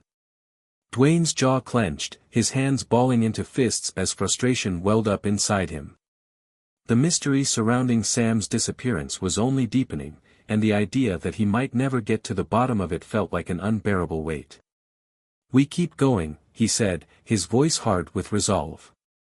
"We came this far for a reason, and we're not walking away now." Emily swallowed her fear and nodded. She trusted Dwayne, and if he believed they could still find Sam, then she had no choice but to follow his lead. They had no other options. They had to face whatever waited ahead, no matter the cost. With a final glance toward the darkened shadows where the man had vanished, they continued on their path. The warehouse stretched out in front of them, vast and intimidating, its cavernous interior swallowing them whole with each step they took. As they moved deeper into the building, the silence grew more oppressive, and the sense of danger became palpable. Every creak of the floorboards, every distant sound from behind the walls made their hearts race. Were they walking into a trap? Was it already too late? Dwayne held up a hand, signaling for Emily to stop. Ahead, in the distance, they saw a faint light spilling from an open door, the only sign of life in the otherwise empty space. They crept forward, their footsteps light but deliberate, taking care to avoid being seen. They reached the door, and Dwayne slowly peered through the crack. The sight before him made his breath catch in his throat. There, in the center of the room, was Sam. He was shackled to a chair, his face pale and drawn, but his eyes were wide with shock as he looked up. His clothes were torn, his body bruised, and despite the weakened state he was in, there was a look of defiance in his eyes, something Dwayne hadn't seen in days. "Sam!" Emily gasped, stepping forward in a rush. But Dwayne gripped her arm firmly, pulling her back just in time as two guards emerged from the shadows, weapons drawn. Emily froze, and Dwayne immediately gestured for her to stay low. "We need a plan," Dwayne murmured, his mind racing. The guards were just a few feet away, and charging them without preparation would be suicide. "We can't let them take Sam again," Emily said, her voice barely a whisper. Her eyes were fixed on him, full of worry, but also a spark of determination. Dwayne nodded slowly. "We won't. But we can't rush in blindly, either." They watched as the two guards moved toward Sam, talking in low voices, seemingly unaware of the impending danger. Dwayne's eyes flickered to the surroundings, an old storage closet, some crates, and the shadows that stretched across the floor. "Wait for my signal," Dwayne said, his voice a low whisper, as he slowly slipped into position behind a stack of crates, Emily following close behind. It was the longest minute of their lives, watching the guards interact with Sam, knowing that one wrong move would set everything in motion. Dwayne felt his pulse thundering in his chest, but he kept his focus. He couldn't afford to fail now. When the moment was right, Dwayne nodded sharply at Emily. Without hesitation, they moved. Dwayne was faster, his hand reaching out to grab one of the guards by the neck, twisting his body to slam him against the nearest crate. The guard let out a gasp of surprise, but Dwayne quickly incapacitated him with a precise strike to the side of his head. Emily was right behind him, and she dropped the second guard with a swift move, disarming him before he could raise his weapon. In seconds, the two men were out cold, lying motionless on the cold concrete floor. Sam was looking at them now, his expression mixed with disbelief and relief. "You came for me," he whispered hoarsely, his voice cracked from the days of being held captive. His shackled hands trembled as he met their gaze. Dwayne moved to the shackles, working quickly to release him. "Of course we did," he said softly. "You're not alone, Sam. We're getting you out of here." As the shackles fell to the floor with a dull clink, Sam rubbed his wrists, his eyes searching their faces. "You have no idea what you've walked into," Sam said, his voice ragged but urgent. "Albright, he's not just some businessman. He's got connections everywhere, politicians, law enforcement, even people in the government. If they find out you're here, you'll be marked, too." Dwayne and Emily exchanged a look, understanding the gravity of his words. "We're already in this deep," Dwayne said. "And we're not backing out now. But we need to move fast. There's no time to waste." Sam nodded, though his expression remained wary. He wasn't sure how far they could push their luck, but he knew one thing for sure, he wasn't going to survive on his own in this hellhole. Not with Albright's men lurking everywhere. "We need to go," Sam said, his voice firm now, as he straightened up, his body still sore but filled with a new sense of purpose. "And we need to get out of here before Albright finds out I'm gone." The cold, metallic echo of their footsteps reverberated in the vast warehouse as Dwayne, Emily, and Sam hurried through the maze of crates and shadows. Every corner felt like it could hide a threat, every creaking sound, a signal of someone coming closer. But there was no time for hesitation. They had to get out, and they had to get out fast. Sam's face was drawn, exhaustion etched into every line, but there was a fire in his eyes now. The shackles might have been removed, but the weight of what he'd endured was far from gone. Still, there was a renewed sense of purpose in his every step. "Where are we going?" Emily whispered, glancing over her shoulder as they made their way down a narrow corridor between stacks of boxes. Her heart raced, the adrenaline coursing through her veins almost drowning out her thoughts. Dwayne didn't break stride, his expression focused, his eyes darting between the shadows, anticipating every possible danger. Back the way we came. We need to stay low, stay quiet. But we're not leaving until we've gotten you both out of here. Sam looked over at Dwayne, the faintest hint of a smirk pulling at his cracked lips. You really think you can just walk out of here, don't you? He asked. Albright's men are everywhere. They'll have this place locked down in minutes. Dwayne's gaze never wavered. Then we move faster. We stick to the shadows. No mistakes. We're not dying here, Sam. Not today. There was a brief silence, and then Sam nodded, as if he was finally accepting the reality of what was happening. He wasn't sure how, but Dwayne seemed to have a plan. And in this moment, that was enough. They reached the door they'd entered through, the same back entrance that had first led them into the belly of the beast. It was still open, though the surrounding area was eerily quiet now. The guards they'd taken down earlier were motionless in the corner, but that wouldn't be the case for long. Someone was bound to find them soon. Dwayne took a quick look outside, his sharp eyes scanning the surrounding area. The parking lot was empty, save for a few cars parked at the far end. He felt a flicker of hope, the coast seemed clear, for now. Stay close, he ordered, his voice low but commanding. We make a run for it. Keep your heads down, and don't stop. Without waiting for a response, he moved first, sliding out the door with the fluidity of a man who'd been in countless dangerous situations before.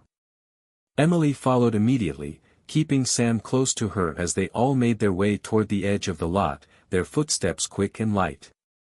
But as they reached the halfway point, the unmistakable sound of a car engine revving broke the stillness. Dwayne froze, his heart skipping a beat as he scanned the area. The headlights of a vehicle pierced the darkness, slowly crawling toward them, illuminating the parking lot in stark contrast. Emily's breath caught in her throat. We've been spotted. Dwayne's mind raced. They were too exposed. If they stayed in the open, they wouldn't make it. Into the alley, he barked, pulling Sam and Emily with him.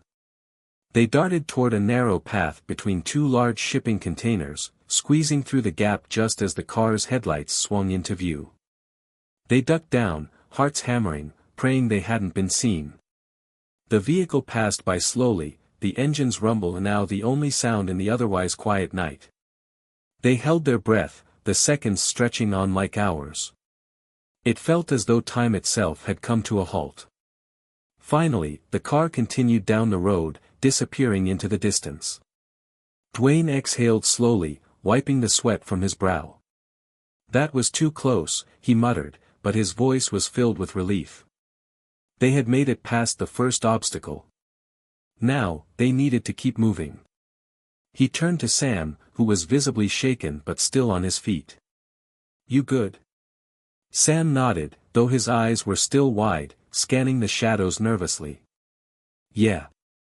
But we don't have much time. They'll be looking for us. Dwayne didn't need any more convincing. He stood up, pulling Emily to her feet. Let's go. We don't stop until we're out of here. They moved quickly through the alley, their footsteps muffled by the scattered debris on the ground. Every corner, every turn felt like a gamble. They weren't just running from Albright's men anymore, they were running from everything they had learned, from the web of lies that had tangled them up in this nightmare. Dwayne glanced at Emily, her face pale in the dim light. She was strong, but he could see the fear in her eyes. We're almost there, he said softly, trying to reassure her, though he wasn't sure if he believed his own words. Emily gave him a tight smile. Let's just get to the car. Please. They reached the end of the alley, where a parked van sat under the dim light of a street lamp. Dwayne had already scouted the area earlier, it was a safe haven, at least for the next few minutes. The van was old but reliable, just like the one they'd used to enter the warehouse. It was their ticket out of here. Dwayne reached for the driver's side door, but before he could open it, a voice rang out from behind them. "Stop right there." Dwayne's heart skipped a beat. He spun around just in time to see a group of men approaching, their figures emerging from the darkness. There were at least 5 of them, each armed and moving with purpose. Dwayne's mind raced. There was no time for a fight. They needed to move. Without hesitation, Dwayne turned to Sam and Emily. "Get in the van. Now." He didn't wait for them to respond. He pushed Emily toward the vehicle, his eyes never leaving the approaching threat. Sam hesitated for a moment, but when he saw Dwayne's determined expression, he didn't argue. They both scrambled into the van. Dwayne slammed the door shut behind them just as the first gunshot rang out. The sound of the bullet hitting the van's metal side was deafening, but Dwayne didn't flinch. He threw himself into the driver's seat, his hands steady despite the rising panic. "Hold on," he shouted as he turned the key in the ignition, the engine roaring to life. He slammed his foot on the gas, the tires screeching against the pavement as the van shot forward. The gunfire continued, but they were already moving too fast. The men behind them were still scrambling, but they were too late. Dwayne didn't look back. All that mattered now was getting them to safety. As they sped away from the warehouse, the lights of the building receding into the distance, Dwayne's heart pounded in his chest. They weren't out of danger yet, not by a long shot. But for the first time in what felt like forever, they had a chance. And that was enough. The van's tires screeched as Dwayne pushed the accelerator to the limit, the engine growling beneath him. The dark road stretched out ahead, the faint glow of the moon doing little to reveal what lay in the shadows. But Dwayne didn't need to see every detail, he was focused on one thing, getting them as far away from Albright and his men as possible. Beside him, Emily was clutching the seat, her knuckles white, her face a mixture of fear and determination. Sam sat in the back, still breathing heavily, his eyes darting nervously from one window to the other. He had been through hell, but now he was back in the world, dangerous, uncertain, but alive. Dwayne kept his focus on the road, his hands gripping the wheel tightly, but even his concentration couldn't block out the heavy thoughts weighing on him. Every turn they took, every minute that passed, brought them closer to being caught. Albright wouldn't stop until he had them back, and Dwayne knew that the brief window of freedom they had was rapidly closing. The silence in the van was thick, only broken by the hum of the engine and the occasional crackle from the radio, which Dwayne hadn't bothered to turn off. Emily's voice cut through the tension, soft but insistent. "Where are we going?" she asked, her eyes searching his face for any sign of a plan. Dwayne's jaw tightened. "A safe house," he said. "I've got a few contacts. We'll lay low there for a while, get some answers, and figure out our next move." "Will they be able to help us?" Sam asked from the back. His voice still had the rough edge of someone who had been through too much, but there was a flicker of hope in his eyes. Dwayne glanced over his shoulder briefly, meeting Sam's gaze through the rearview mirror. "They won't ask questions. They'll help," he assured him, though even he wasn't entirely certain. Contacts like these didn't come with guarantees. But it was all they had. The road seemed to stretch endlessly before them, the darkness of the night pressing in on all sides. Dwayne couldn't shake the feeling that they were being watched, even though he hadn't seen any signs of pursuit. Yet, he knew they couldn't outrun Albright forever. They needed to make a plan, figure out how to take him down. How to make sure that whatever had happened to Sam, whatever twisted game Albright had been playing, would end once and for all. But first, they had to survive the night. Hours passed as they drove deeper into the wilderness, the city lights long behind them. The van's headlights cut through the darkness, illuminating only the occasional flash of trees and rocks. The sound of the engine was the only constant, and with each passing mile, Dwayne could feel the weight of the situation pressing down on him more and more. Sam had fallen quiet in the back, exhausted from the ordeal, his eyes closed, though his body remained tense.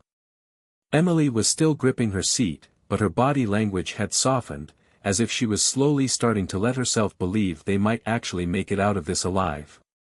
But Dwayne wasn't so sure. He knew better than to let his guard down. "Are we almost there?" Emily's voice was small, a slight tremor still evident in her words. "Not yet," Dwayne replied, glancing at the GPS on the dashboard. "A little longer. Stay alert." The words were barely out of his mouth when the faintest glow appeared on the horizon. A light. A car, coming toward them. Dwayne's heart skipped a beat. Instinctively, he began to slow, pulling the van to the side of the road, hoping the other driver wouldn't notice them. The light grew brighter, the sound of the engine louder, until it was almost upon them. A low hiss of frustration escaped Dwayne's lips as he pressed the brake pedal harder. He was too visible now. There was nowhere to hide. The car came into full view, a sleek black sedan, its headlights cutting through the night like a blade. It was moving slowly, deliberately, as if it was searching for something. Or someone. Dwayne's grip tightened on the steering wheel. "Stay low," he murmured, his voice sharp. "Don't move unless I say so." Emily and Sam nodded in unison, the tension thick in the van. Dwayne's eyes never left the approaching vehicle, his senses heightened. Every part of him screamed that they weren't just dealing with random traffic. No, this was someone looking for them. The sedan slowed as it passed the van, its headlights briefly illuminating their vehicle.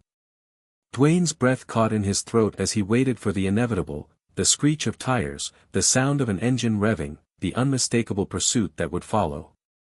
But then, just as quickly as it had appeared, the sedan sped up, continuing down the road without slowing. Dwayne's heart pounded in his chest, but he forced himself to exhale, to let the relief flood in for a moment. They hadn't been spotted. Not yet. Once the sedan was out of sight, Dwayne didn't waste any time. He slammed his foot back on the gas, the van surging forward. "That was too close," he muttered, his jaw clenched. "We have to keep moving."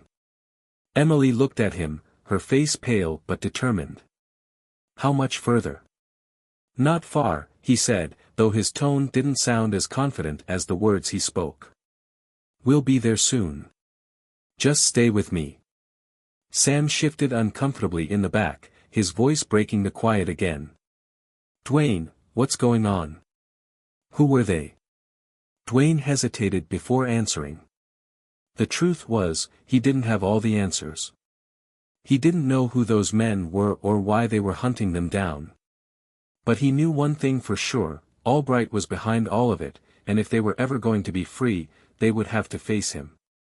"I don't know," Dwayne said, his voice grim. "But they're not the only ones looking for us." A tense silence filled the van. Emily and Sam exchanged uneasy glances, both of them knowing deep down that whatever had started with Sam's kidnapping had only just begun. It wasn't over yet. The further they drove into the night, the more Dwayne could feel it, a sense of impending danger, like a storm waiting to break. He had always been good at reading people, at understanding when things were about to go wrong. And right now, it felt like everything was teetering on the edge. As the van approached the safe house, Dwayne's eyes flicked to the rearview mirror once more, expecting to see lights behind them. But nothing. They had made it, at least for now. But Dwayne knew better than to get comfortable. They were still on the run, and the worst was yet to come. They weren't safe yet. The van rolled to a stop in front of an old, weathered farmhouse, its dark silhouette barely visible against the backdrop of the night sky. The sign of the safe house was subtle, barely a marker to indicate its purpose, but to Dwayne, it was a beacon of hope, a temporary refuge from the chaos that had consumed their lives. He killed the engine and sat there for a moment, staring at the farmhouse's creaky porch light flickering in the distance. The place looked abandoned, almost too quiet, but it had been the perfect hideout for Dwayne's old contacts. It was off the grid, isolated, and for the time being, it would have to do. The tension in the van was palpable as Emily and Sam exchanged nervous glances. Emily reached out, her hand brushing Sam's in an unconscious show of solidarity. Sam had been through so much, and though he was no longer shackled, Dwayne could see the toll it had taken on him. The rough edges of his face had softened, and he looked more fragile than he had when they first met. Dwayne took a deep breath, his eyes lingering on the farmhouse before turning to face them. "Stay close," he said, his voice low but firm. "We'll get inside, lay low, and figure out our next move. We can't stay here for long." Emily nodded, her lips pressed tight in an effort to mask the fear bubbling just beneath the surface. She still didn't fully trust him, but Dwayne knew he was the only shot they had right now. And for her sake, for Sam's sake, he couldn't afford to fail. Dwayne climbed out of the van first, scanning the area one last time before opening the back doors and helping Emily and Sam out. They moved quickly, each of them on high alert. The farmhouse seemed peaceful, but there was something unsettling about its quiet stillness. "Stay sharp," Dwayne reminded them, keeping his voice low. He led the way to the front door, a series of code-like knocks echoing in the night air. There was no response at first, but Dwayne didn't falter. After a few moments, the door creaked open, revealing a face Dwayne hadn't seen in years. A man in his late 40s stood in the doorway, his face weathered by time, his hair peppered with gray. He didn't smile as he looked them over, but his expression softened when his eyes met Dwayne's. "Dwayne," the man said, his voice gruff but familiar. "Didn't think I'd ever see you again." Dwayne returned the man's gaze, a flicker of old memories crossing his face. "I could say the same thing about you, Ray," he replied, his tone even. "But we need your help. There's no time for pleasantries." Ray stepped aside, his eyes briefly glancing at Emily and Sam before nodding. "I figured as much. Come on in. We'll talk inside." They filed into the house, the door closing quietly behind them. The inside of the farmhouse was much more comfortable than its exterior suggested, with worn leather furniture and wooden floors that creaked underfoot. It had the feel of a place long forgotten by the world, a place meant for people who needed to disappear. As they settled into the living room, Ray moved to the kitchen to make coffee, offering a quiet moment for Dwayne to take stock of their situation. Emily sat stiffly on the couch, her hands resting in her lap as she glanced at Dwayne. Sam sat beside her, his eyes scanning the room, still uneasy. Dwayne crossed the room and leaned against the wall, his arms folded across his chest. "We can't stay here long," he repeated, looking over at Ray, who had returned with a steaming mug of coffee. "Albright knows we're alive. He's going to come looking for us." Ray sat down at the kitchen table, his eyes hardening at the mention of Albright's name. "I'm not worried about Albright," he said bluntly, taking a sip from his own cup. "I'm worried about you, Dwayne. You disappeared for years, and now you show up with a couple of strangers. What's really going on?" Dwayne exhaled slowly, rubbing his face as if the weight of the question had finally hit him. "It's a long story," he began, his voice low, "but it all comes down to Sam. Albright's been running a game. He's been using people, manipulating them into thinking they're part of something bigger, something they're not. Sam's just one of many." Ray's eyes narrowed. "What kind of game?" "The kind that gets people killed," Dwayne replied, his tone hardened by years of frustration. "The kind that makes you question everything you've ever known. Sam was one of his pawns, brought in, used, then discarded. And now Albright wants him back." Ray leaned back in his chair, his expression unreadable. "Sounds like a mess," he muttered, taking another sip of his coffee. "But if you're telling the truth, I'll help. I've got a few people I trust. We'll lay low here for a while, regroup." "But Dwayne," he paused, his gaze meeting Dwayne's, "you can't keep running forever. Eventually, Albright's going to catch up with you." "I know," Dwayne said, his jaw clenched. That's why we need to take the fight to him. He's not going to stop until he gets what he wants. We need a plan.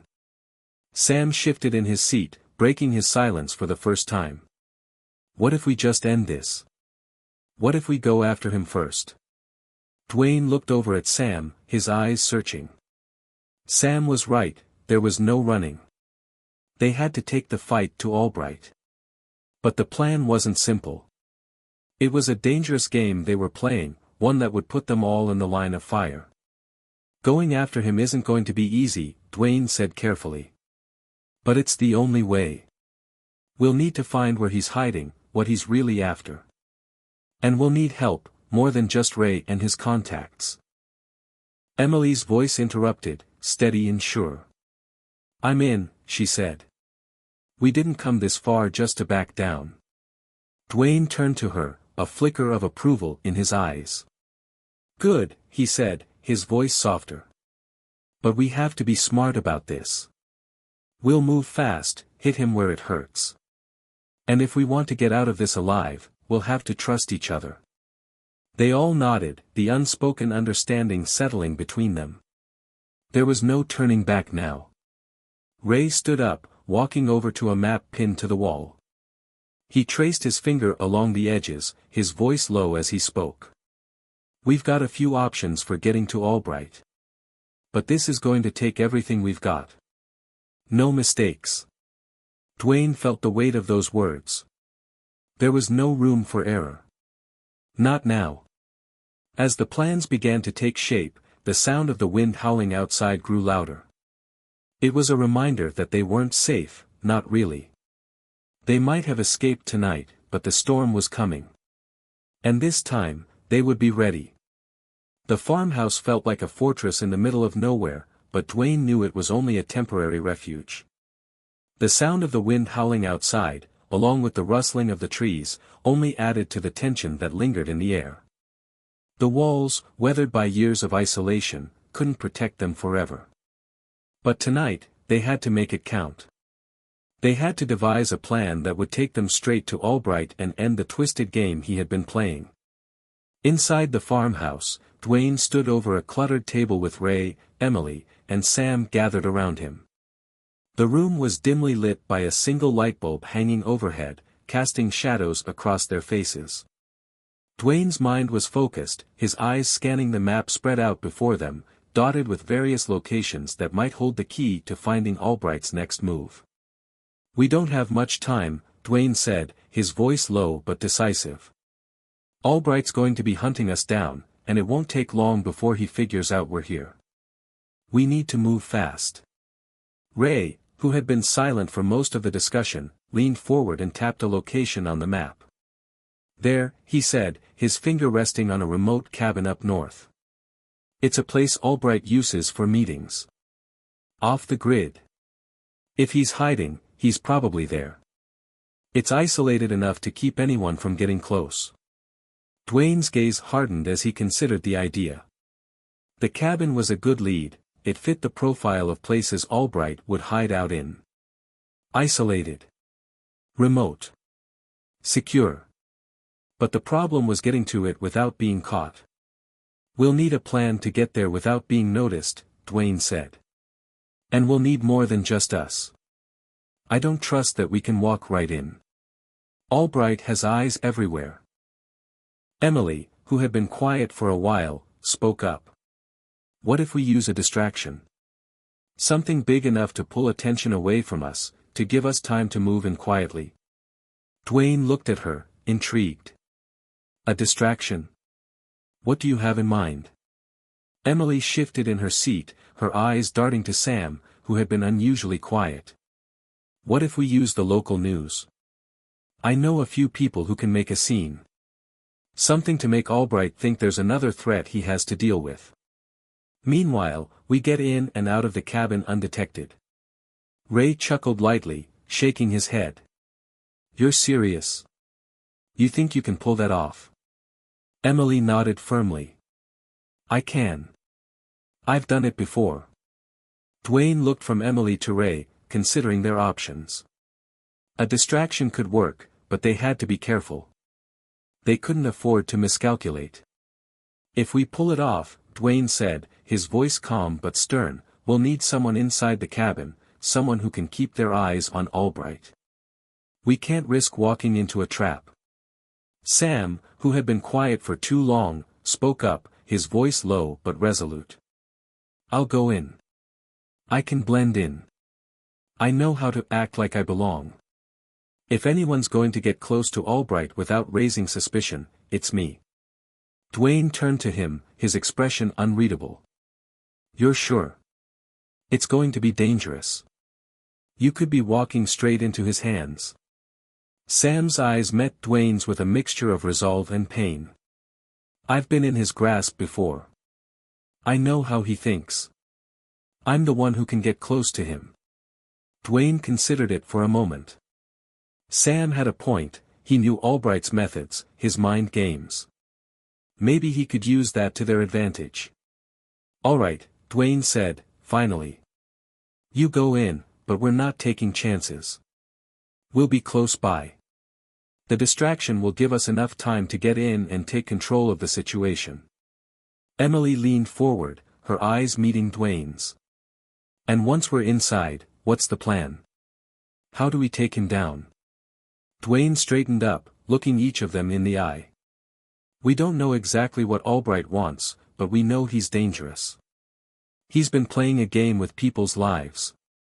We'll gather whatever intel we can, and then we'll hit him where it hurts, take out his resources, disrupt whatever operations he's running. We can't give him the chance to regroup. Ray nodded.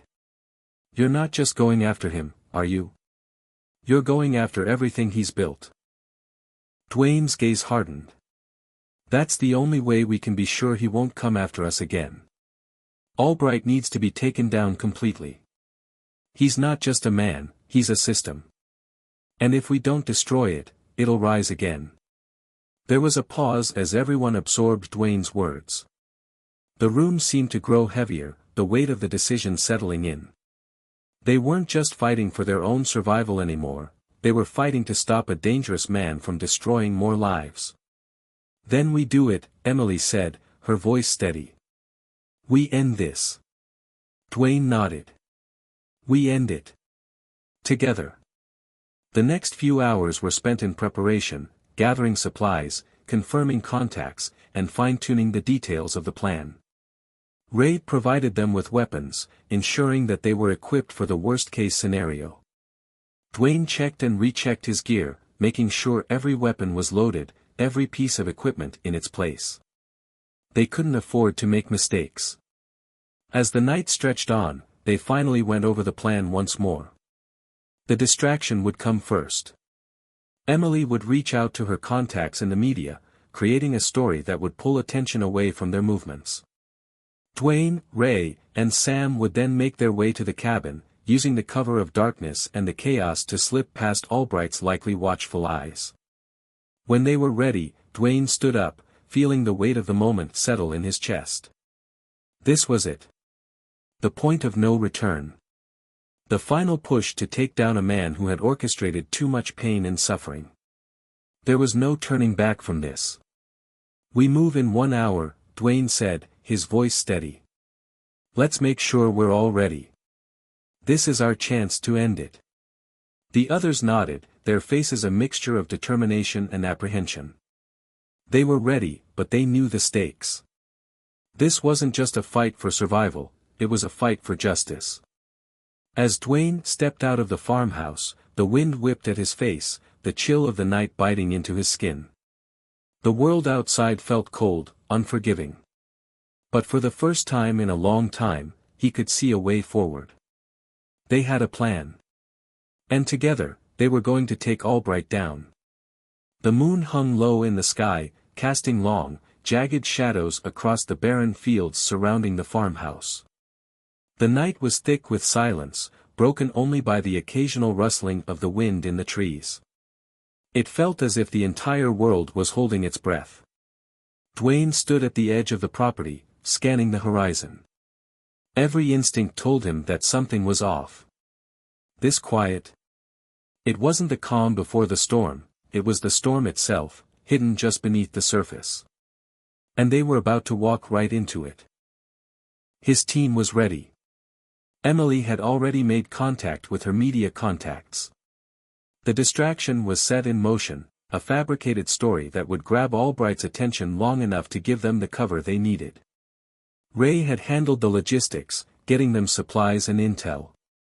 Sam had been briefed on his role: get close to Albright, gather information, and get out alive. Dwayne knew it wouldn't be easy, but he trusted Sam. This was his chance to take down the man who had controlled him for far too long. Still, Dwayne couldn't shake the unease. There was too much at stake. Dwayne. Emily's voice broke through his thoughts. He turned to see her standing just inside the door of the farmhouse, her face illuminated by the dim light. She was dressed in black, her eyes sharp and focused. "It's time." He nodded, giving her a brief glance before stepping toward the van. Ray and Sam were already inside, ready to move. There was no more time for second-guessing. The plan was in motion, and they had to trust it. Trust each other. Dwayne slid into the front seat of the van, starting the engine with a smooth hum. The road stretched out before them, winding through the desolate landscape. Emily and Ray sat in the back, their eyes fixed on the map as they navigated their way to the cabin. Sam was silent beside Dwayne, his face set in an expression of determination. As they drove through the night, Dwayne couldn't help but replay everything in his mind. This wasn't just a mission, it was personal. He had spent years running from Albright's reach, constantly looking over his shoulder, never knowing when the next move would come. But now, they were taking the fight to him. The van hummed along, the only sound breaking the stillness of the night. Dwayne's grip tightened on the steering wheel as they approached the final stretch of road. They were close. Too close. "Stay focused," he said, his voice low but steady. "We stick to the plan. No heroics. We get in, get what we need, and get out.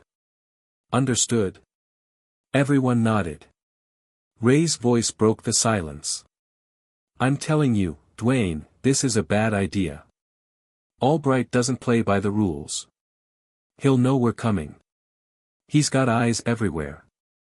Dwayne met Ray's gaze in the rearview mirror, his eyes cold and resolute. "Then we move faster. We don't give him the chance to react."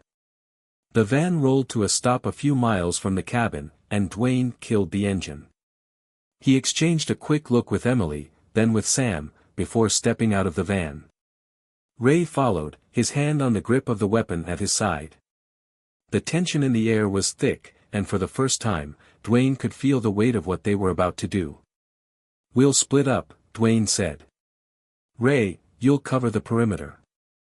Emily, you're on comms. Sam and I will head inside." They all nodded, their faces set in stone. Dwayne moved forward, his footsteps muffled in the snow-covered ground. The cabin loomed ahead, dark and silent. They were close now, so close that Dwayne could almost taste it. His heart was racing, his mind sharp. Everything had led to this moment. But then, he froze. The faint sound of a vehicle approaching on the road caught his attention. It was distant at first, but it grew louder, closer. Dwayne's senses went into overdrive as he turned to Emily and Sam. "Move," he hissed. "Get inside, now." They didn't question him. Emily and Sam bolted for the door of the cabin, disappearing into the shadows. Dwayne's gaze stayed fixed on the road. The sound of the approaching vehicle was unmistakable, there was no time to wait. They had to act now. Dwayne quickly made his way to the side of the cabin, finding a place to hide in the thick underbrush. He pulled his gun from its holster, his eyes scanning the road ahead. His mind raced through the options. Could it be Albright's men? Or was it just a patrol? A flash of headlights appeared over the crest of the hill, and Dwayne's heart skipped a beat. There was no turning back now. Whoever was coming, they had to be stopped. His hand tightened around his weapon, his muscles tensing in preparation for whatever came next. The vehicle pulled into view, and Dwayne's eyes narrowed. It wasn't Albright, but it was someone he recognized, a man from his past, someone who had once been a loyal ally, but who had turned his back on Dwayne when the stakes got too high. The van screeched to a halt in front of the cabin, the engine dying with a harsh rumble. Dwayne's eyes flicked between the approaching vehicle and the cabin door, his mind calculating. Emily and Sam were inside, but they weren't safe yet. Dwayne stepped out from his hiding spot, gun raised, his voice cold and commanding. "Get out of the vehicle." The man inside the van froze, then slowly raised his hands in surrender. Dwayne kept his weapon aimed, not trusting the situation. This could all be a trap. There was no way to know for sure. "Dwayne," the man said, his voice raspy with disbelief. "I didn't think you'd make it this far. Thought you'd be dead by now." Dwayne didn't lower his gun. "I'm not dead yet. And neither are you, unless you start talking. What are you doing here?" The man hesitated before speaking, his eyes darting nervously. "I was sent to find you," he admitted. "Albright's not the only one looking for you. There are others. People who want you gone for good." Dwayne's pulse quickened. They weren't alone in this fight. It wasn't just Albright who wanted them all dead. "Get out of the van," Dwayne repeated. "And if you're lying to me, I'll make sure you regret it." The man hesitated again, but Dwayne didn't waver. This was a dangerous game, and the stakes had just been raised. As the man slowly climbed out of the van, Dwayne's mind raced. They had no idea who else was out there, or how deep this rabbit hole really went. But one thing was clear, they weren't just up against Albright anymore. This was bigger than that. The storm wasn't just coming. It was already here. The van tore down the dark road, its engine roaring against the night. Dwayne was at the wheel, his knuckles white as he gripped the steering wheel. The air was thick with tension, the weight of the battle they had just fought hanging heavy in the van. Albright was in the back, handcuffed and sitting silently, his head bowed. But Dwayne knew this wasn't the end. They were far from safe. The past few days had been a whirlwind. Albright had been their target for months, but now Dwayne understood something far more dangerous lurked behind him. This wasn't just about taking down a single man, it was about dismantling an entire network, a network of people who would stop at nothing to get what they wanted. But for now, they had to focus on surviving, on taking down Albright before he could crawl his way back into power. "Where's the exit?" Emily asked from the back of the van, breaking the silence. "We're heading to a safe house," Dwayne replied, his voice low but steady. "It's the only place we can regroup without being traced." Sam, sitting beside Dwayne, glanced at him, his eyes sharp. "You're sure they won't come after us?" "They'll try," Dwayne said, his tone unyielding. "But we'll be ready. We just need a few more days to lay low, gather intel. Albright's been running the show for too long. It's time for him to answer for what he's done." The night was quiet around them, the trees blurring past the windows as they sped down the road. But Dwayne knew that peace was an illusion. Every shadow, every corner they passed, could hide another threat. The fight wasn't over. Not yet. After a few more tense minutes, they arrived at the safe house, an old cabin, far from prying eyes, nestled deep in the woods. They parked the van and quickly unloaded, keeping their movements swift and quiet. Inside the cabin, Dwayne breathed a sigh of relief. At least for now, they were safe. But that didn't mean they were out of the woods yet. Not by a long shot. The safe house was temporary, just a stop to plan their next move. They needed to figure out how to take down the entire operation, and that would require patience, strategy, and a lot of risk. As Dwayne sat at the old wooden table, looking over maps and files that Ray had managed to gather, Emily leaned against the doorframe, her eyes searching. "What happens now?" she asked softly. "We finish this," Dwayne said, his gaze never leaving the papers before him. "We expose the entire network. We bring them down, one by one. Sam sat across from him, his face hard. And what about Albright? What do we do with him? Dwayne's jaw tightened. We make sure he doesn't get away. He's already proven that he'll kill to protect his empire. Emily's voice was calm but firm. And after that? Dwayne paused, glancing at her. He could see the worry in her eyes, the uncertainty that had lingered since the very beginning. This wasn't just a mission for them. It had become personal. But Dwayne couldn't let that cloud his judgment. After that, we take our lives back, he said quietly. We find a way to disappear, to be free. But first, we finish what we started. The team nodded, understanding the weight of his words. They had been through hell together, but the war was far from over. If they wanted peace, they would have to fight for it. And it would cost them everything. As the hours passed, they strategized, planning their next steps, taking every precaution. The safe house was secure for now, but they all knew it was only a matter of time before someone found them. They couldn't afford to stay here too long. But at least for tonight, they could rest. The morning came all too quickly. The team packed up, gathered their gear, and prepared for the next phase of their mission. They had no choice but to keep moving, no choice but to keep fighting. And Dwayne? He had already made his decision. No matter what it took, he would see this through. He had lost too much to turn back now. The people who had made him a weapon, the ones who had used him for their own gain, they would fall. The storm had come, and Dwayne Johnson wasn't just going to survive it. He was going to end it. Months later, Dwayne stood in front of a small memorial, a place where the lives lost in the battle against Albright and his network were honored. His team had made it out.